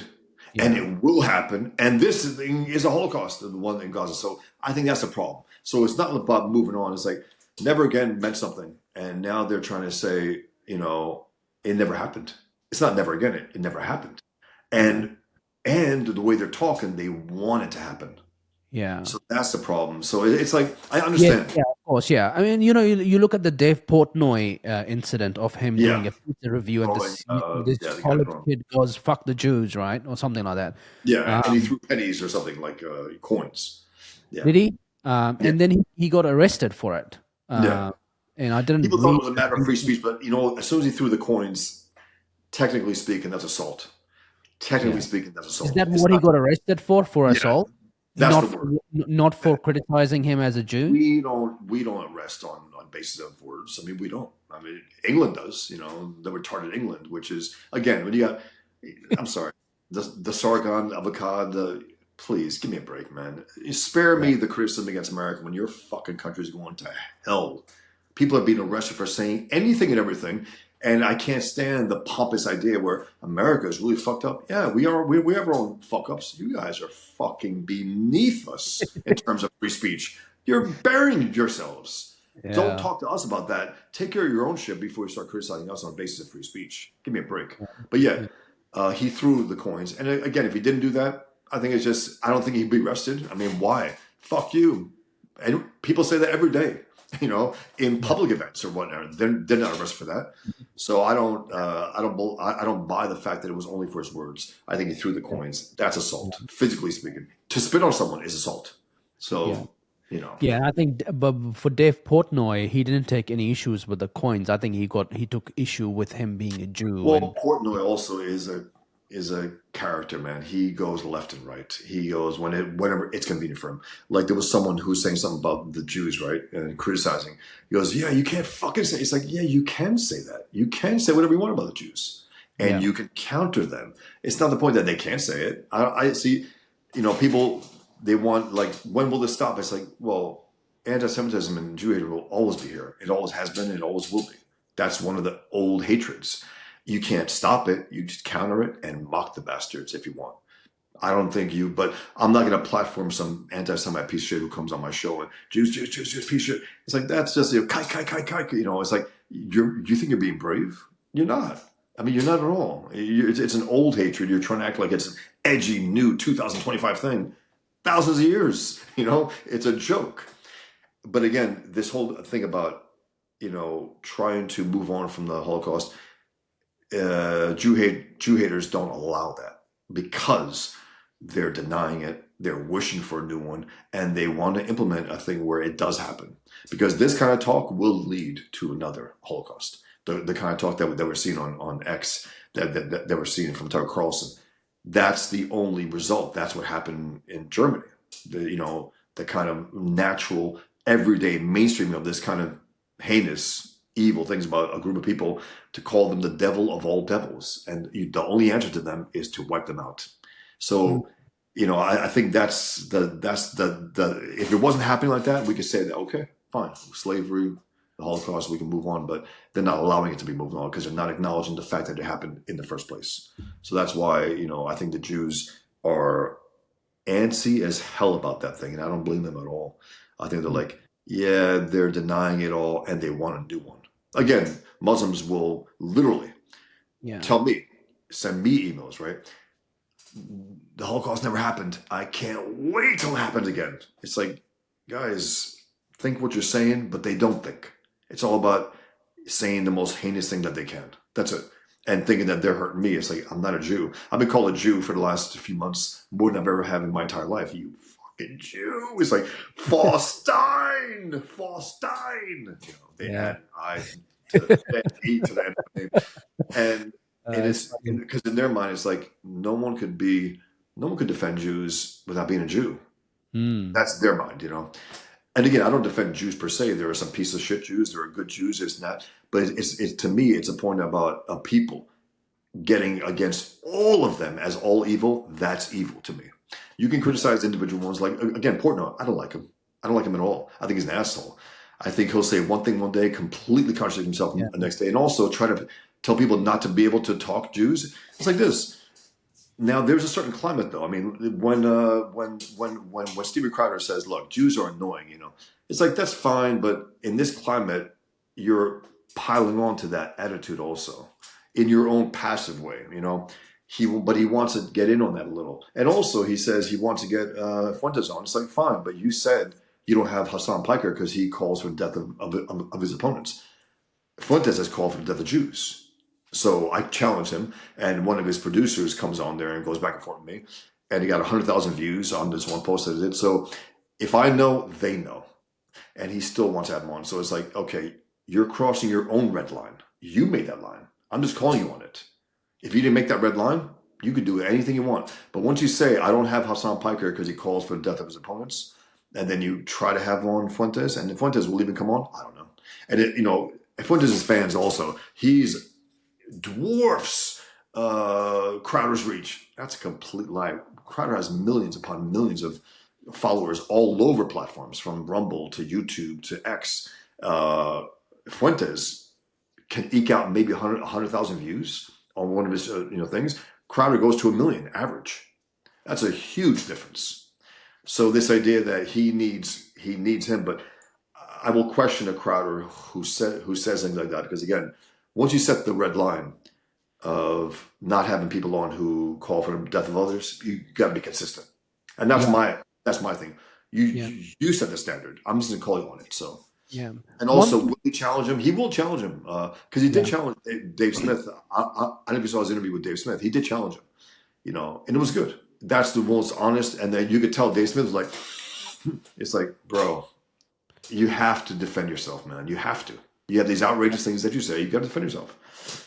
Yeah, you always have to wonder, where are we going with all of this? And is there a moment where we can just cut the cord, or is it too late? I mean, because look, one thing you posted on X was a map of Texas and all these mosques that are popping up everywhere. And I'm like, what's going on with, we're all worried about the border in Mexico and South America. We're blocking that, and they are the cartels. But in actual fact, Islam is growing in the U.S. like crazy. It is. What is going on? We had 4 more mosques now than we had pre 9/11, which is retarded. I mean, we should have stopped it cold. We should have stopped immigration from Islamic countries and dictatorships cold after 9/11. Said we got a real problem here. And it's the true believers of Islam. Again, I always say this. The enemy to me is Islam and its true believers. Muslims may or may not be, but that's the problem. And the true believers are the ones behind them building the mosques and the institutions and the organizations. And that's why, with Trump, cracking down on the Muslim Brotherhood, that's a huge thing because it means it goes after the stealth jihadists, who are the most dangerous. And the stealth jihadists, it's funny to me. I remember after 9/11, you could tell that the stealth jihadists were like, fuck, why'd you guys do that? We were getting a real push in there. We were getting these mosques in there, all these groups, and now you go and ruin it. So it's like a war between the actual jihadists and the stealth jihadists. They want to do it, incrementally, like the boiling frog in the water, right? And the old ones do it in a spectacular fashion because they can't resist the bloodlust. Muhammad didn't just put on a suit and try to, talk us into it. No, he went out there and cut heads off, and that's what we want to do. So there's a war between the tactics. But yeah, it's terrible, man. And Texas, the left wants to communize it, and Muslims want to Islamize it. And right now, it seems like the Muslims are winning that aspect because the left has been trying to win. If they win Texas, America's over because the electoral votes in there would make it almost impossible that if you win Texas, if the left wins Texas, it's over. The electoral is such a massive state, so many votes that if they win that, it's very, very, very difficult for the right It's to win. also part of the mission to make Texas blue in 15 years' time, which I think it's going to happen. They've been trying and they have not succeeded. They haven't so far.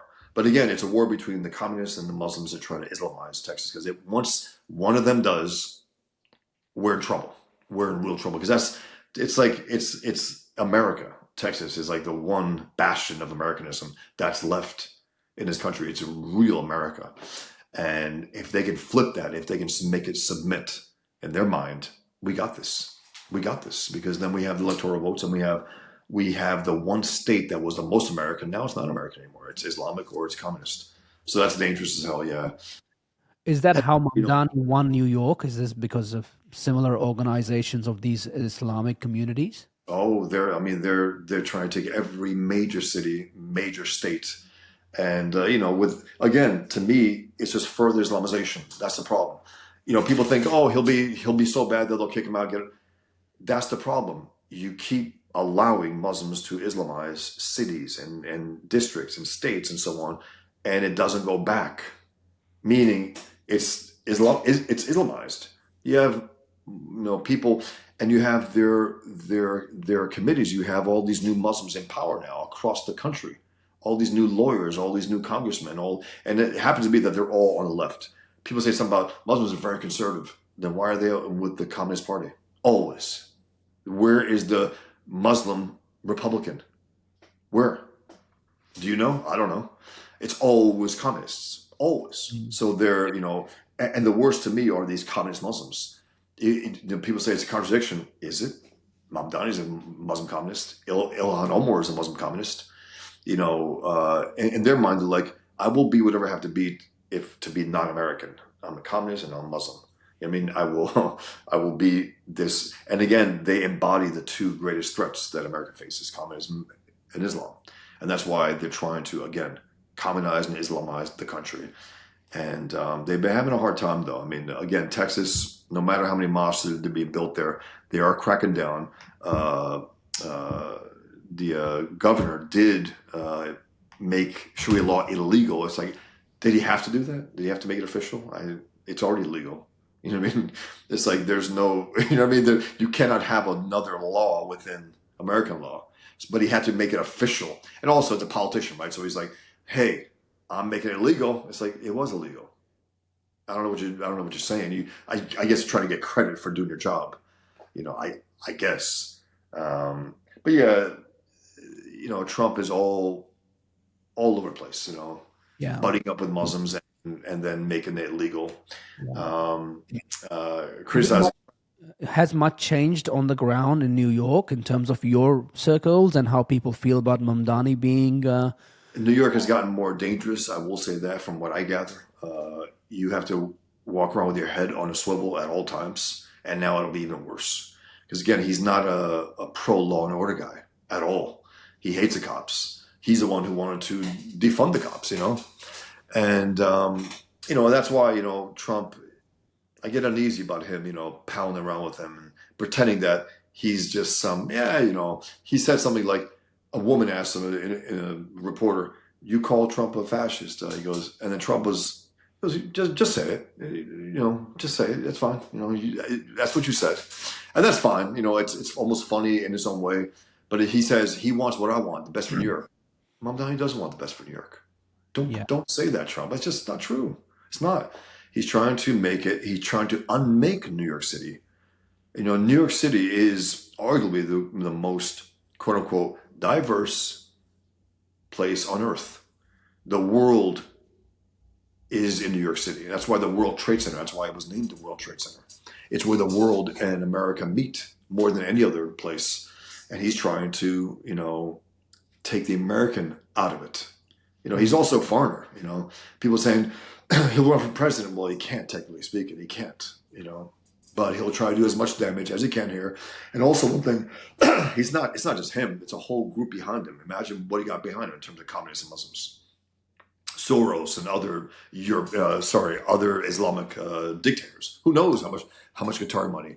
And I don't expect us to be able to police that because we're afraid to be called Islamophobes if we try. At least a lot of politicians and reporters. We could have found out exactly his funding. This, that, but like, ooh, and they almost allowed him to win. Because there's no great resistance against it.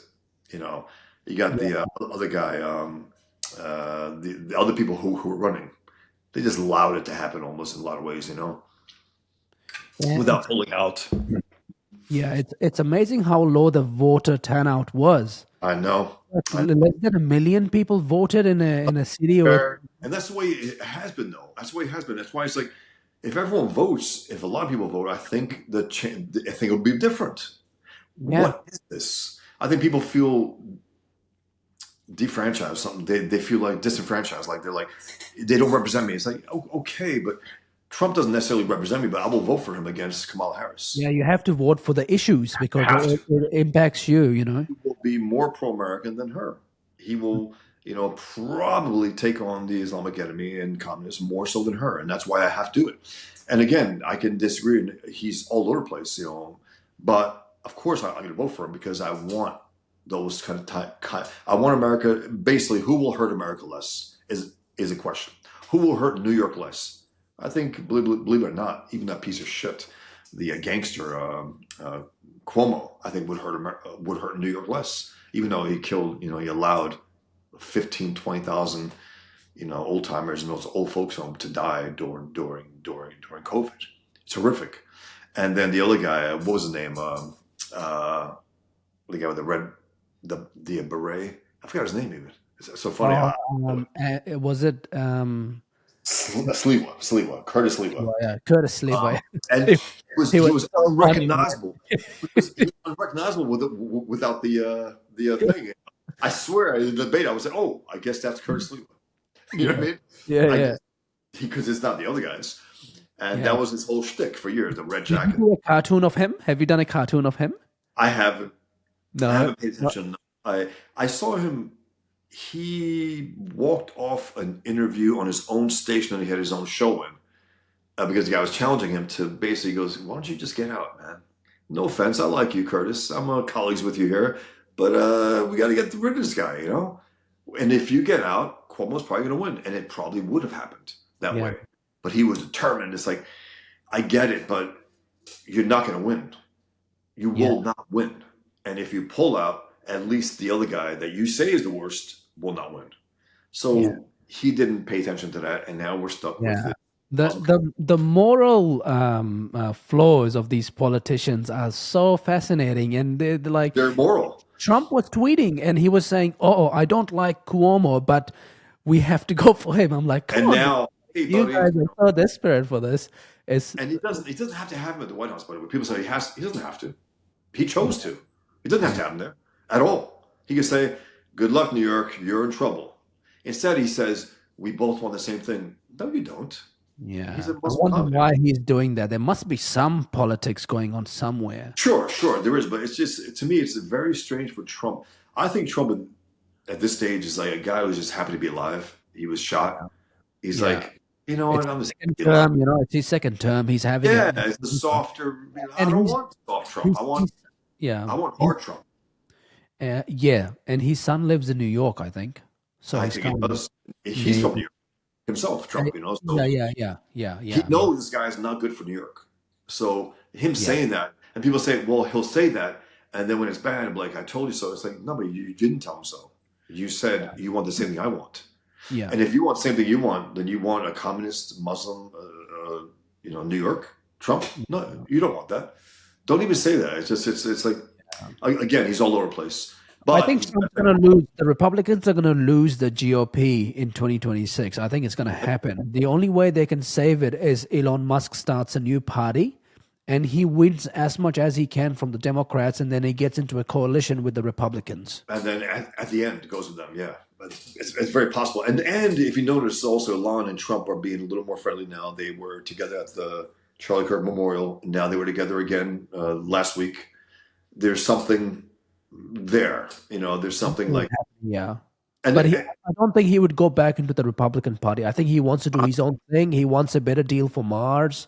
Because Yeah, I think the thing with Elon is that a bankrupt America will follow him to Mars, like Europe has followed America for the last 250 years, and sucking be money healthy. out of America. I He think wants to be healthy. America will do that for the next 300 years with Mars. And I appreciate what Elon did. I really do. I appreciate the fact that he took over X. I appreciate the fact that he did go all in for Trump, especially after Trump got shot. I do appreciate that because he didn't have to do that. He lost a lot for that. I mean, there's a price to pay for that, especially in his circles.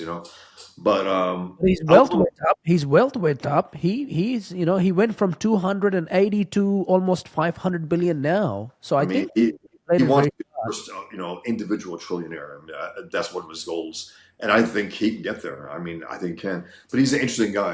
He's all over the place, also, and stupid, also, because he wanted his guy to be the head of NASA. It's like that's not the way it works. It's like you support him, yeah, but you're not going to dictate who Trump picks, and then have a hissy fit. He's a pedophile. It's like what the fuck, you know. But he is a little off. He's Yeah. a high functioning autist, but he is also really good. I think and I think there's a moral base there. Unlike Yeah. He Trump, I is think there's a more. moral base there. I believe so. I really do. I think there's something about him that is interested in being good and true. Um, so you can use that if you're Trump. It's like, okay, I'm not going to fuck around with this guy too much. I'll criticize him certain things, but he also Trump said, the guy is a genius. He's a little wild, a little kooky, but and I think Elon said like, yeah, I agree. Like he agreed with that estimation, which is funny. But yeah, again, they're also back together to some extent, which is good. I'd rather have that than not have that. I'd rather have them together than Elon on the outside, bashing Trump. And again, I voted for Trump. I like aspects of him, and I don't like certain things. But overall, he's far better than this nihilistic left who's going to try to bring the country down. Overall, Yeah. Yeah, the only way we can cut the cord from all of this nonsense that goes on social media is to fucking get off that social media. And I found myself becoming less and less interacting with them and having them shape my reality and be more and more writing comedy and doing my thing. I'm sure you're doing the same thing. You're like doing your comic stuff and your I projects and all your cartoons. I got this 350-page book, and I just got there Wow. now. Yeah, now I'm transferring it. It took me a few years to get there. Plus, I'm doing the remaster of Pigman, and I'm doing I'm trying to do as many things as I possibly can, and it's awesome. I love it. It's a lot of work, and also I'm engaging online. And there's one thing also. I think it's important to mock these bastards more than anything else. I don't want to just go there and quote Fuentes. I want to mock him. I want to put pictures of him in his really fruity pose that he puts on his show. It's like really fruity. The guy is not. He's anti-masculine. He really is, and he's a small guy. He's like 5'5" or 5'6", 140 pounds maybe. He's not a man, and he's trying to project this thing. And also, like, he's a big fan of Stalin. Stalin was 5'5". We never saw that because he never made clear, but he was a small guy. Something about that also, that kind of Yeah, yeah. inner, need to try to control. You know, To I had this idea. I'm going to disclose something that I haven't yet disclosed on my podcast and on socials. I'm writing a new satire cartoon comedy show. Okay. And I've been writing it for 3 months now, and more on that soon. But I was like, man, wouldn't it be cool if we did a Pigman cartoon show and write that, and then animate it? I think yeah, I would love to write that. I mean, that's the thing. It's like he's funny. It's so funny. I see the humor in Pigman. Some people say, "Oh, it's so violent." It's funny on a fundamental level. It's an Yeah, ex-Muslim who wears pigskin leather in order to exploit the Islamic enemy's bigotry. That's funny to me, And he he's wrote really these good. guys as he kills them. He roasts them as he kills them. I It's see it. funny. Yeah. I see his humor, and the beauty of writing and then animating it. It's like, man, this is the perfect. I was like, man, I need to talk to Bosch about this because I would love to. I've seen animated things. People have sent me some stuff. It's wild to see it come to life. It's wild. Yeah, yeah. I And mean, I saw that Pigman card you posted that someone did. yeah, And I was like, yeah, Cyber drew that. He's a guy who worked for Marvel and DC. He's a major, talent. And to see Pigman drawn in his style, it blew me away. People said, "I love you, Bosch," but God damn, he drew better. I'm like, I got no arguments against that at all. He drew him actually. It's so funny, far more heroically than I do. He made yeah, him shredded with a six pack. Pigman has a one. My Pigman is fat, yeah, but he goes from being fat to emaciated to really deathly thin to jacked at the end. yeah. So Ethan, projected what he will look like at a certain point, which is fun. But yeah, the whole idea about and it's so funny. It was a eureka moment for me. I probably mentioned it last time, but I was designing him, right? I said, "Oh, okay, big guy, 6'5". He's ex-Muslim. He's not ready for prime time. He's a little over the hill.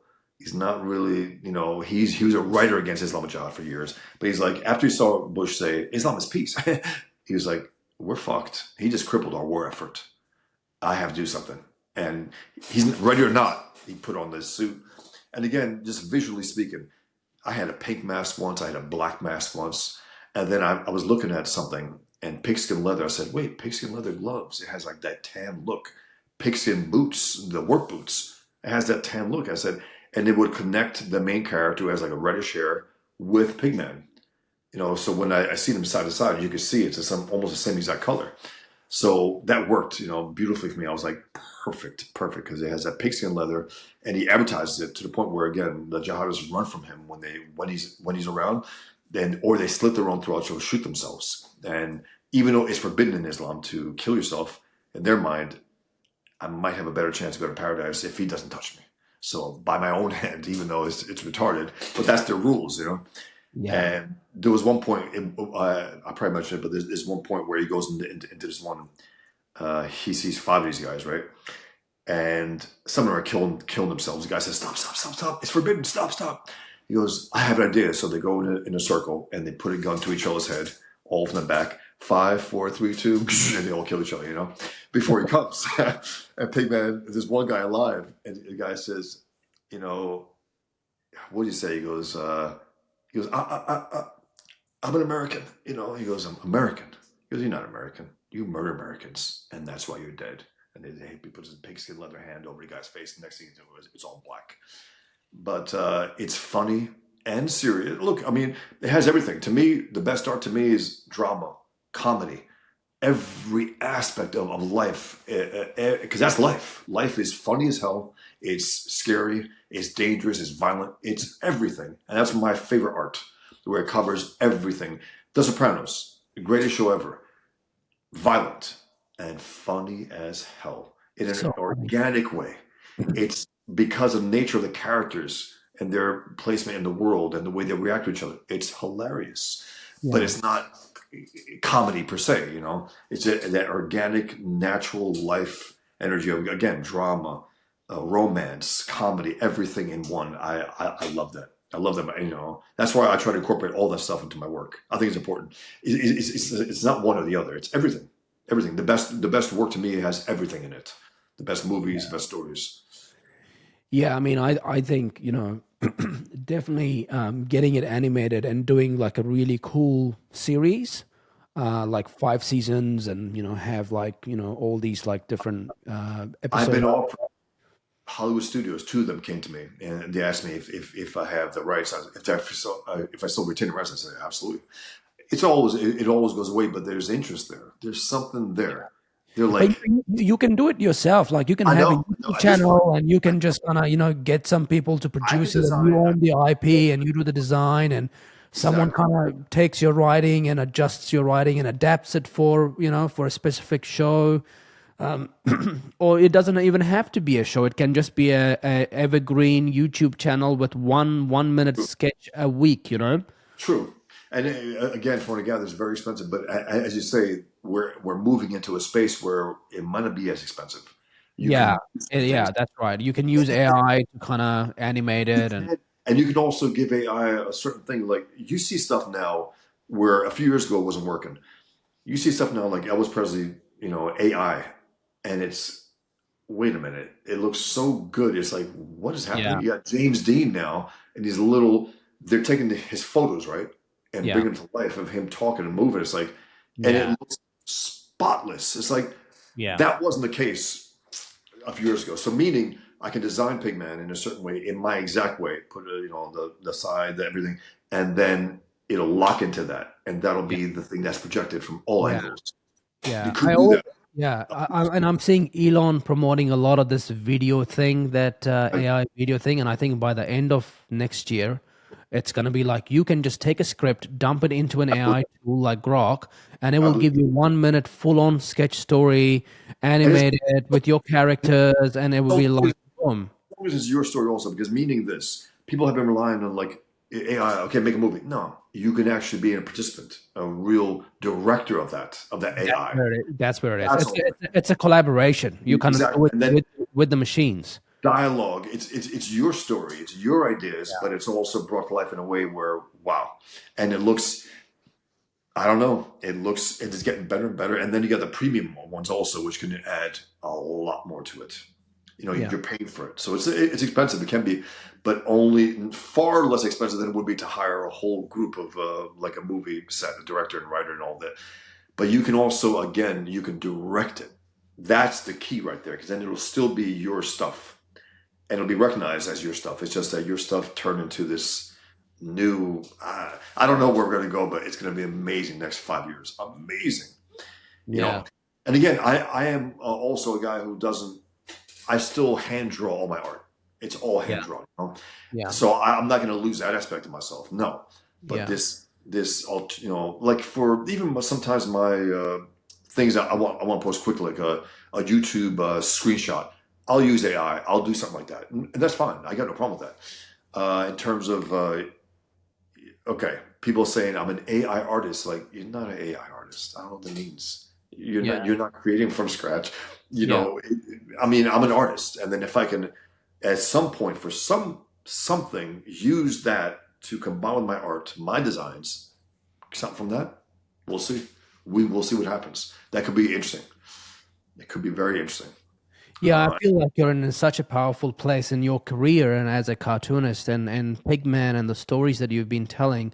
yeah, It's like the next 5, 6 years you can just push and expand on just all the material you have by using all these different mediums like I TV know. shows, cartoon It's gonna be shows, interesting. YouTube channels, and it will just And cement itself as an iconic thing that can stay forever type thing. I'm not as it's like I understand copyrights. I understand artists. I own all my stuff. I mean, it's all copyrighted, but still at the same time, it's like I don't know. I mean, it's a fact of reality at this point. Meaning, it's going to happen.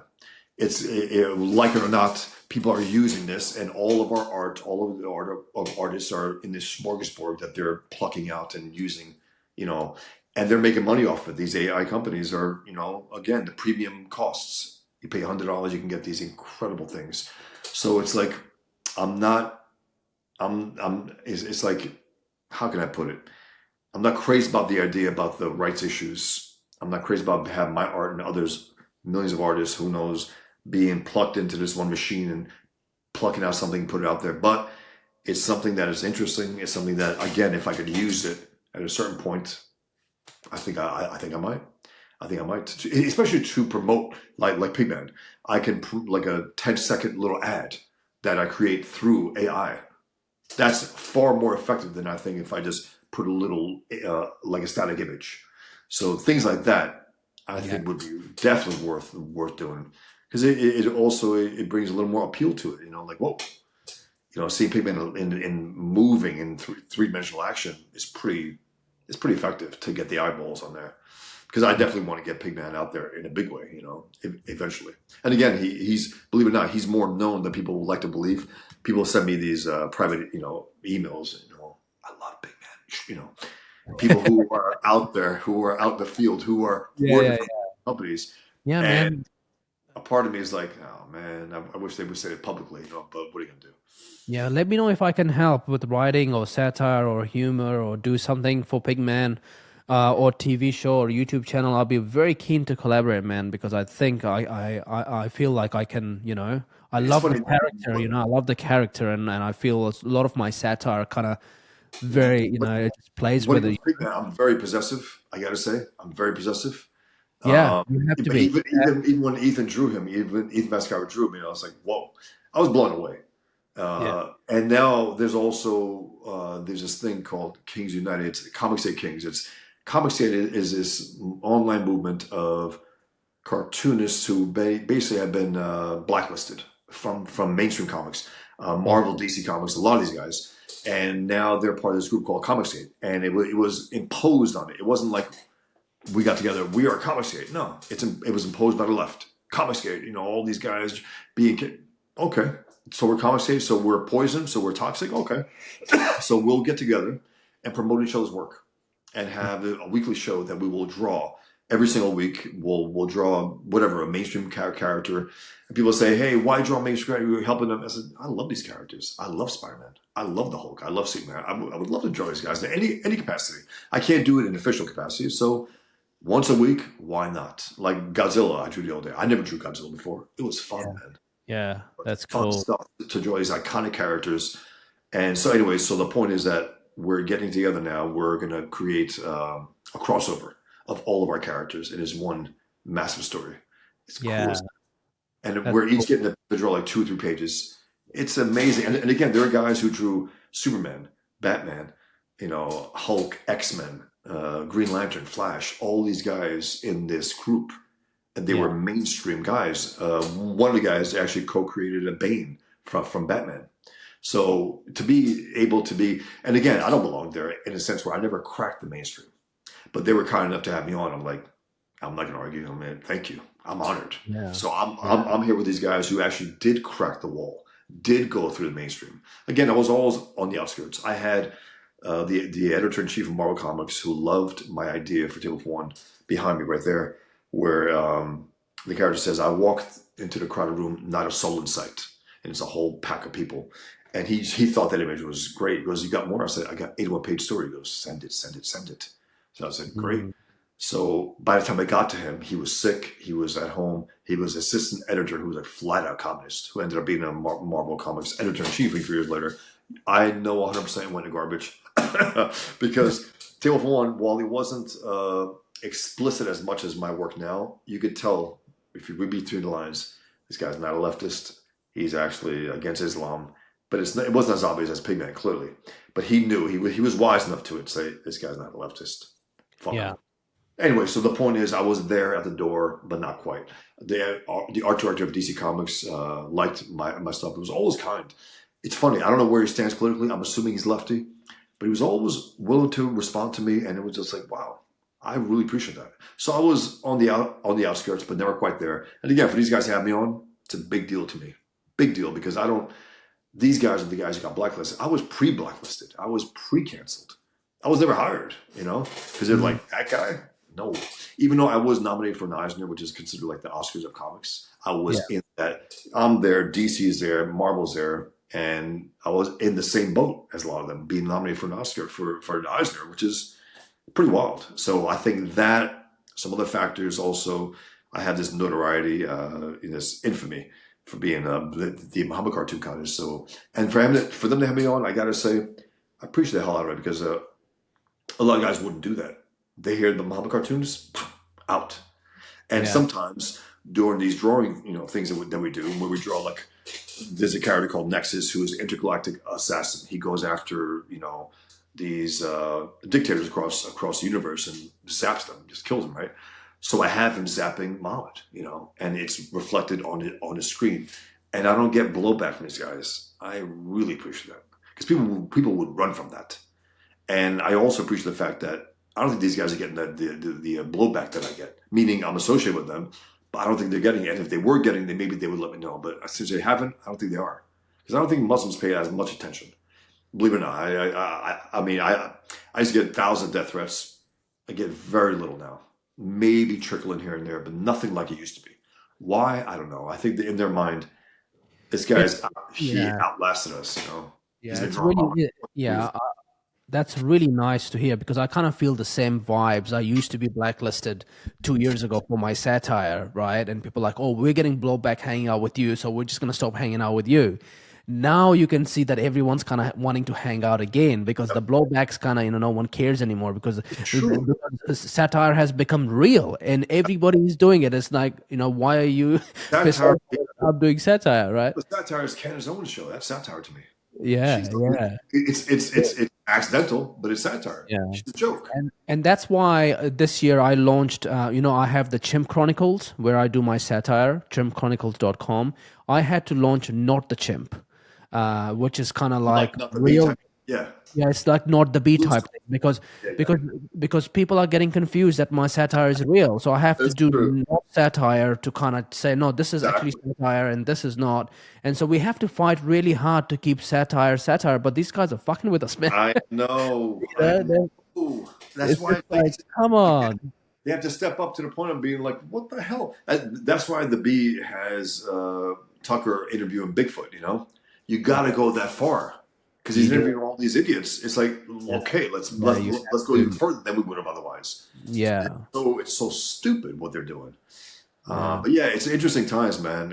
And again, it's going so fast. This AI thing again, where it's getting better and better and better to the point where like, wow, yeah. uh, this could be something else. And again, you don't Yeah, have to be there's also a big anti AI push, which I'm very happy about. I think it's good. true, I true. think Vince Armies like that. Gilligan has a new show, Pluribus. I don't know if you've watched it. Okay, I Um, saw the first episode. I don't want. Okay, how is it? Just curious. Is it good? it's really good. It's Excellent. it's it's Excellent. nerdy. It's nerdy, sciencey a Yeah. little bit, but they do the satire of our real world so well. Okay. The whole idea is that there's a virus that gets into the human, and everyone becomes one, and they're part of Yeah. this neural network, and Yeah. everyone's kind. They get along with each And other. some aren't affected. Like Yeah, the main character is not affected, and they want yeah, to find out how and why, and they yeah. want her to be part of them. Right? Is that the Yeah, idea? it is. Okay. But the kindness is also fake. Of course. Of course. Right? So they will lie to an extent, and if you piss them off, they will cancel you. Huh. So I'm in episode 5 now, and she's canceled by the entire hive mind. I don't want to know anymore, man. I don't know because I watched first episode. I say, you know what? Let me continue. I didn't watch it because the guy's Breaking I don't Bad. want to give it spoiler alert. No, it's really good, and they've done the satire really well. They've done the sci-fi drama well. The character building is really good, That's and in the interesting. end, the credit says created by humans.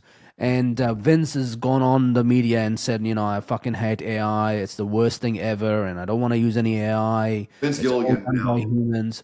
He did X Files episodes years ago, and I think he did one with Brian Cranston as well. So he did something. So even though it's interesting, he did all crime for the last two. Now he's going back to his roots, I guess, with some of this sci-fi, which is interesting because he's clearly a good writer.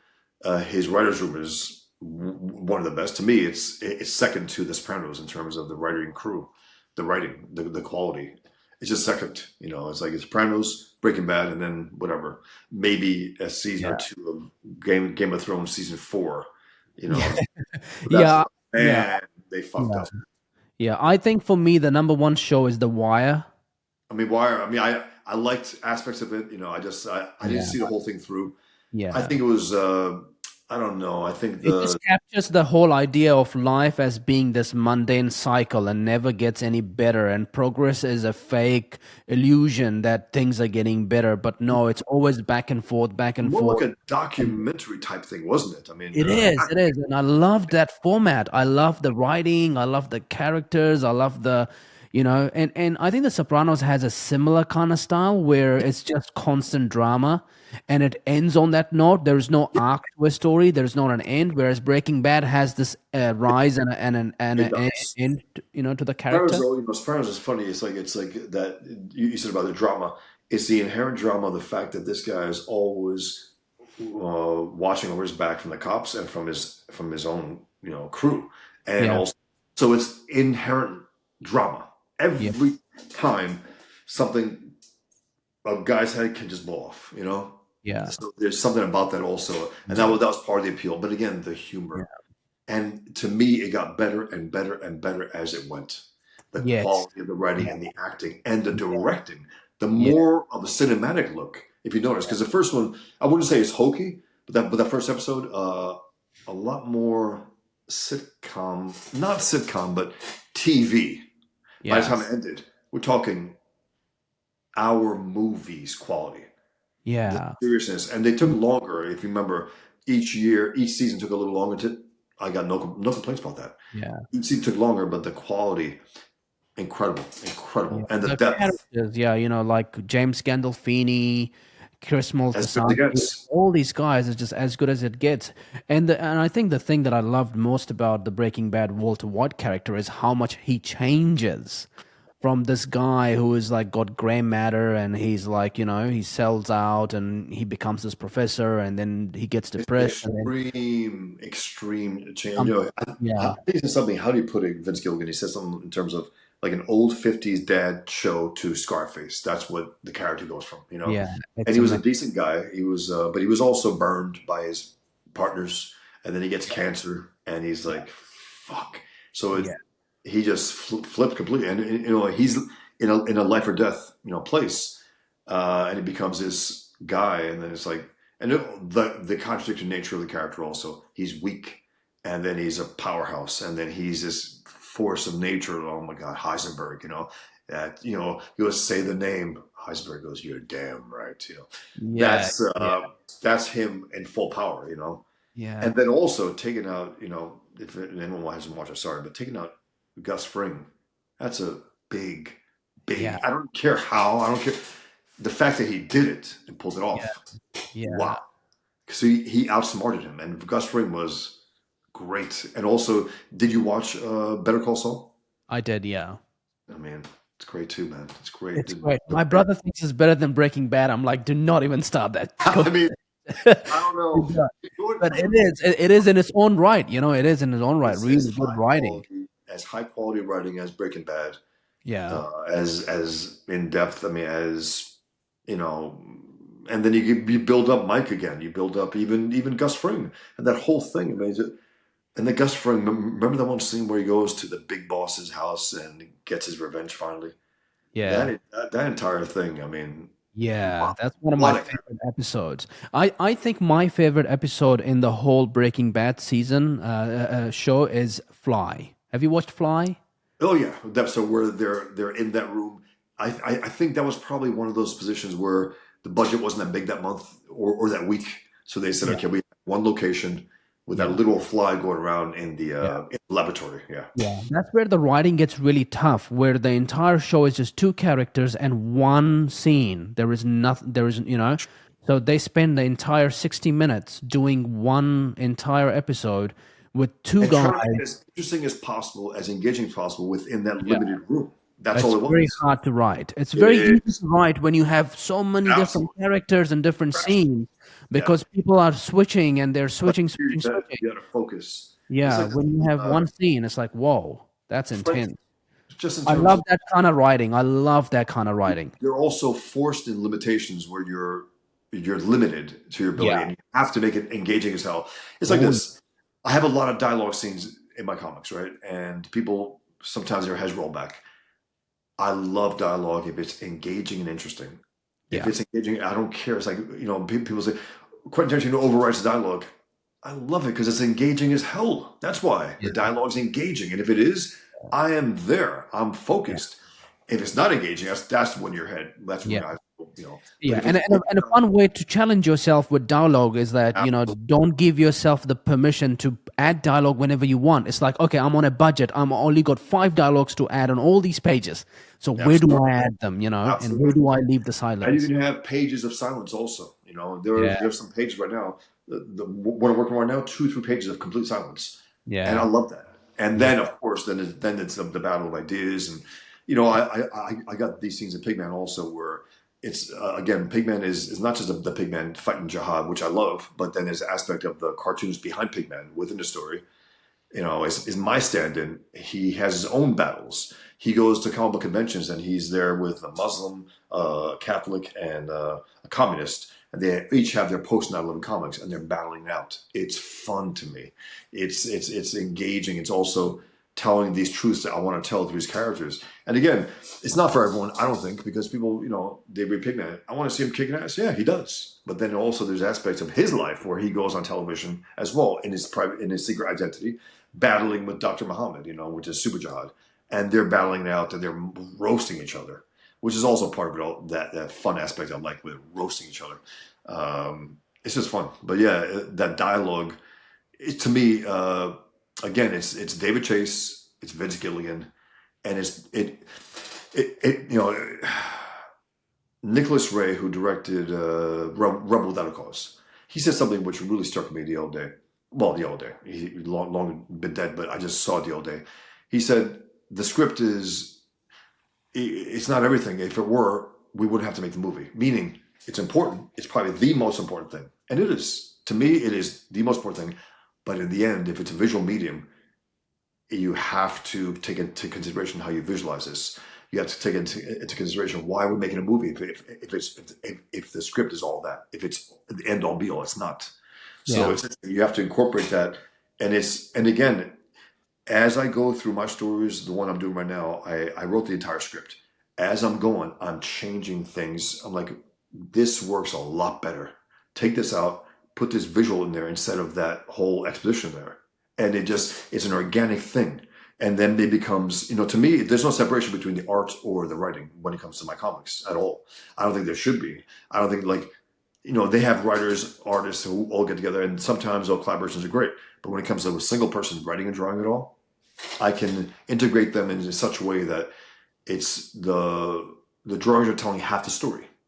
You don't have to lay on the dialogue as much at times. You can have a certain face or a certain glance or a certain expression that says a lot more than if you have a whole word balloon next to his head that's as big as his head.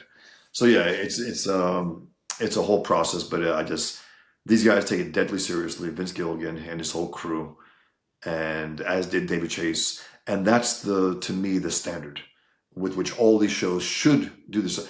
I don't know if you watched Dexter or if you've seen Dexter. I have, yeah. Did you see the recent season? No, I have not. You got to watch it. It's better than the last thing that they had out in the winter, out in the snow. I forgot the name of it. It's called Dexter Resurrection. Check it Yeah, out. yeah, It's really clever. It's really entertaining. yeah, It's well thought out, and there's some aspects in there like wow, just great stuff. Plus the whole scenario, it's interesting, right? You got this yeah, who has a code.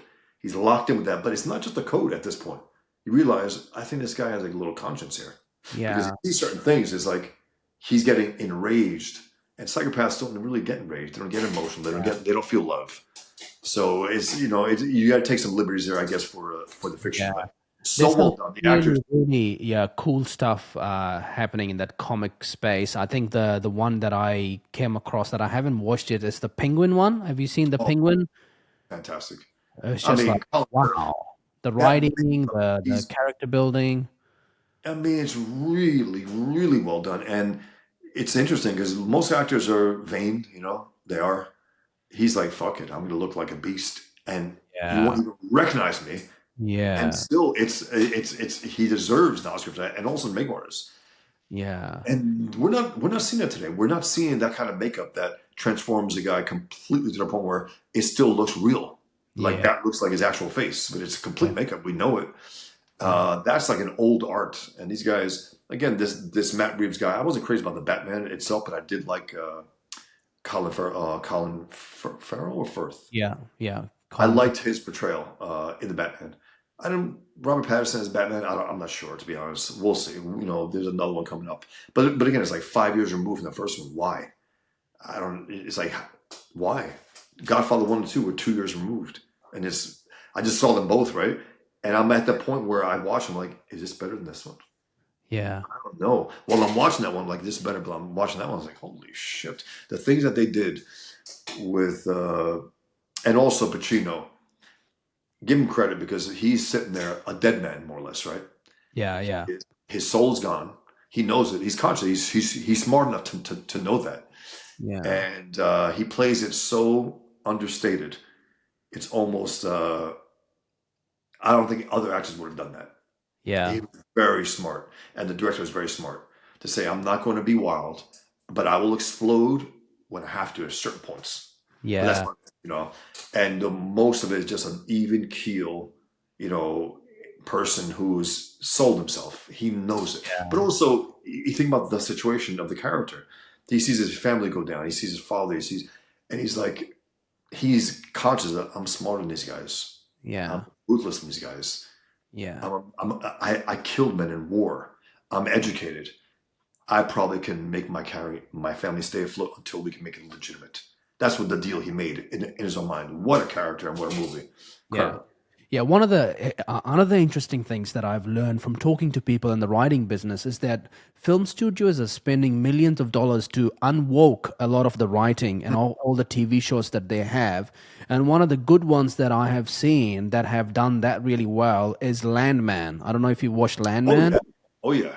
I mean, wow. I mean, they're pushing this real image of Texas and Yep. oil and how the world works. And this lawyer comes in and she's all about, oh, the environment, the climate change, and he gives him a really good lesson, you A know. And that great. writing is like perfect. It's It beautiful. is. And he's not a leftist. And again, I'm not going to say politically, but he's not a leftist. And the way you know that these guys are not leftists, like these writers, like Christopher Nolan, right? He's not a leftist. I never heard anything about him in politics ever. When you don't know anything about someone, usually they're just rational people who want to do the best work they can. They're not bowed by this thing. There's nothing in his movies. Also, you could even argue that the Dark Knight Rises when Bane took over, it was like a communist takeover of a city. Remember the way they were ripping the wealthy from their homes and taking Yeah. over? That's so it's a little more explicit there. And I think people are like, wait a minute, is this guy a conservative? They were looking to gut him. And then he comes out there and he doesn't say anything. Good. Good for him. He's a filmmaker. I don't want to know where he stands. I just want to Yeah. watch the movies and be engaged. Now he's doing the Odyssey, which should be good, Yeah. man. It's going to be Next year. amazing. Have you watched Nuremberg? I haven't seen it yet, but I'm definitely on. I love Russell Crowe. I think Russell Crowe is great. Yeah. Yeah. I mean, And people say like he's lost what? He's still a great actor, and he's a great. He oh, comes he's off a great every actor. time Yeah. too. And Yeah. he said he just did 5 movies back to back to back, right? And he said he was about to do Highlander with Henry Cavill, right? Like a Yeah. Yeah. remake of Highlander. He's playing the Sean Connery character, which is great, and he's putting on a Spanish accent actually because character's from Spain, and then you got Sean Connery with a Scottish accent. Like what the hell? Yeah. But it was there were aspects of it that were great.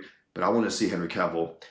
I think the guy deserves a real. I would love to see him as a James Bond. He was great as Superman, and then the movie didn't live up to his abilities. It was a little too dark for Superman. Anyway, he's doing this right, and he said I was so burnt out making these 5 movies that by the time I got to Highlander, I was like, I wasn't there. I couldn't bring. And Yeah. then Henry Cavill hurt himself bad, and he was like, damn, it's terrible, but also like, yes, because now he Yeah. can recuperate. He went back home, recuperated. Now he's back shooting. So I definitely want to watch Nuremberg. I saw a little clip of it, and the actors are great, Michael Shannon and Russell Crowe, and then someone else is there also. So I'll definitely watch it. Did you watch it? No, I have not yet. I don't think it's out. I In think it's cinemas out. over here in New Zealand. I don't think it's out over Okay. here. But I'll keep I think an eye it's out. out Yeah. this. It Yeah, I mean, looks. there's some really good stuff coming out. Stranger Things is out very I soon. never got into it. I hear it's great. I mean, I think I got to start from from Yeah, scratch. But yeah. Good one show writing, that I very good saw, writing. One Piece. I don't know if you saw One Piece on Netflix. It's based on a manga turned anime, I guess, turned movie. It was fun, Interesting, entertaining, a interesting. family movie, Wow. like a pirates, like a real. It's based on a comic book, but like pirates with power with superpowers. It's entertaining as hell. Uh, Dexter Resurrection was great, entertaining as hell. And again, when I say entertaining as hell, Dexter's it wasn't the most entertaining. It was just but this was particularly smart and entertaining in a Mm, modern sense where there's some stuff in there like wow, okay, there's some interesting things in there. yeah. I don't know. I don't know if you know about the premise of this one or no. No, I don't. So just check it out when you can. Yeah, It's yeah, worth I watching. will. But what else is out there? I'm just trying to think. Pluribus, I'll definitely watch because of Vince Gill. I saw the first episode. We're gonna watch the rest. Yeah. But in terms of, I don't know. Okay, uh, Tom Hardy and Pierce Brosnan. What was it called? It was Gangsters Crime Town. It was Yeah, really good, really good. yeah. I forgot what it's called, but it was Tom Hardy's always great. I'll watch anything he does. Yeah. There's also a new one from the creators of Peaky Blinder. It's about the Guinness, the guy who invented the Guinness beer Really, in Ireland. Yeah, it's on Netflix. I forgot the name of it, but it's from Stephen the Knight. creators of Peaky Blinders. Stephen Knight wrote that. He did the first season of Daredevil, the first few seasons of Daredevil on Netflix. That's why it was really really good. Yeah. And the Disney Plus one is fine, but it's not as high quality. And Yeah. Peaky Blinders, I saw a few seasons of that. I still got to finish it. It was really good. Yeah. Yeah. Yeah. And For All Mankind is amazing on Apple TV Plus. I For All Mankind. It's so like a funny. I was always satire. resistant about that. I was always because I was like for all man, not because not for man. First step of man, so Yeah, it's yeah, yeah. women. Anyway, it's Yeah, supposed to be what good. they do is they bend a lot of the realities. They kind of say, well, the Russians went to the moon first and not America. And then they bend, and it's a fun way to kind of consume history, not in a revised, forceful way, but in a satirical way that if the history was different, how would the world will be today? It's like Okay, if Hitler won, let's say right. if Hitler won in World War II, you and I would likely be doing this in German right now, you know? So that's kind of like that's how they take the writing and Okay, write it in a way that makes you think about the world differently or at least appreciate the world you live in today because, if history was different, we would have a different reality today. we would. It's interesting. I mean, but yeah, I just love when these gut writers get deep, and Yeah. I think Landman is coming out again, the second Yeah. season soon, which Yeah. is great because I'll definitely watch that. I Yeah. just want Have you seriously watched good yeah, work. yeah. Have you watched Homeland? You must have watched Homeland. No, Oh man, are you you talking will about love where Homeland. the guy, It's the soldier comes from the Middle East and it converts to yes, Islam? yes, yes. It's that guy who comes from the Well, Middle East. I know that. And Yeah, I think again, I was a 24 guy, 24 with a keeper. I was a 24 guy as a teenage kid, man. I love 24, man. I mean, it was, Favorite and thing ever. they were willing to go places that no other show was willing to go. They had Muslim terrorists, and then they had this one. So funny, they compromised a little. They were with CARE that the Hamas led the Still Child Group America. They apologized to them for but then they came back with another episode, with another season, where the villains was a Muslim family, Yeah, father, mother, and son, and there was the ruthlessness of Jack Bauer, what he was willing to do. I just, I loved it. I absolutely loved it because we needed to see that. It wasn't being done in movies. We kept having these white terrorists post 9/11, these German terrorists and whatnot. And at least some seasons of 24 were like, we got to take this Islamic threat seriously. And we're going to have Muslim terrorists. That's it. yeah. They did one of the later seasons, and supposedly there's a talk about a revival. We'll see. I want to see Jack Bauer back. Why not? You know, Yeah, yeah, I would love to see that, man. I think you're gonna love Homeland because I think it's one of the most sophisticated terrorist-based kind of show, and it okay. goes on for a really good I season. And think I was resentful of it because of the fact that they were. I think something about it this put me off, but I okay, always hear good things yeah, about it, so I definitely yeah, will check it out. no, it's amazing. Hey, this has been fun, man. Always, man. Thank you so Always. much for making time. I appreciate having me, man.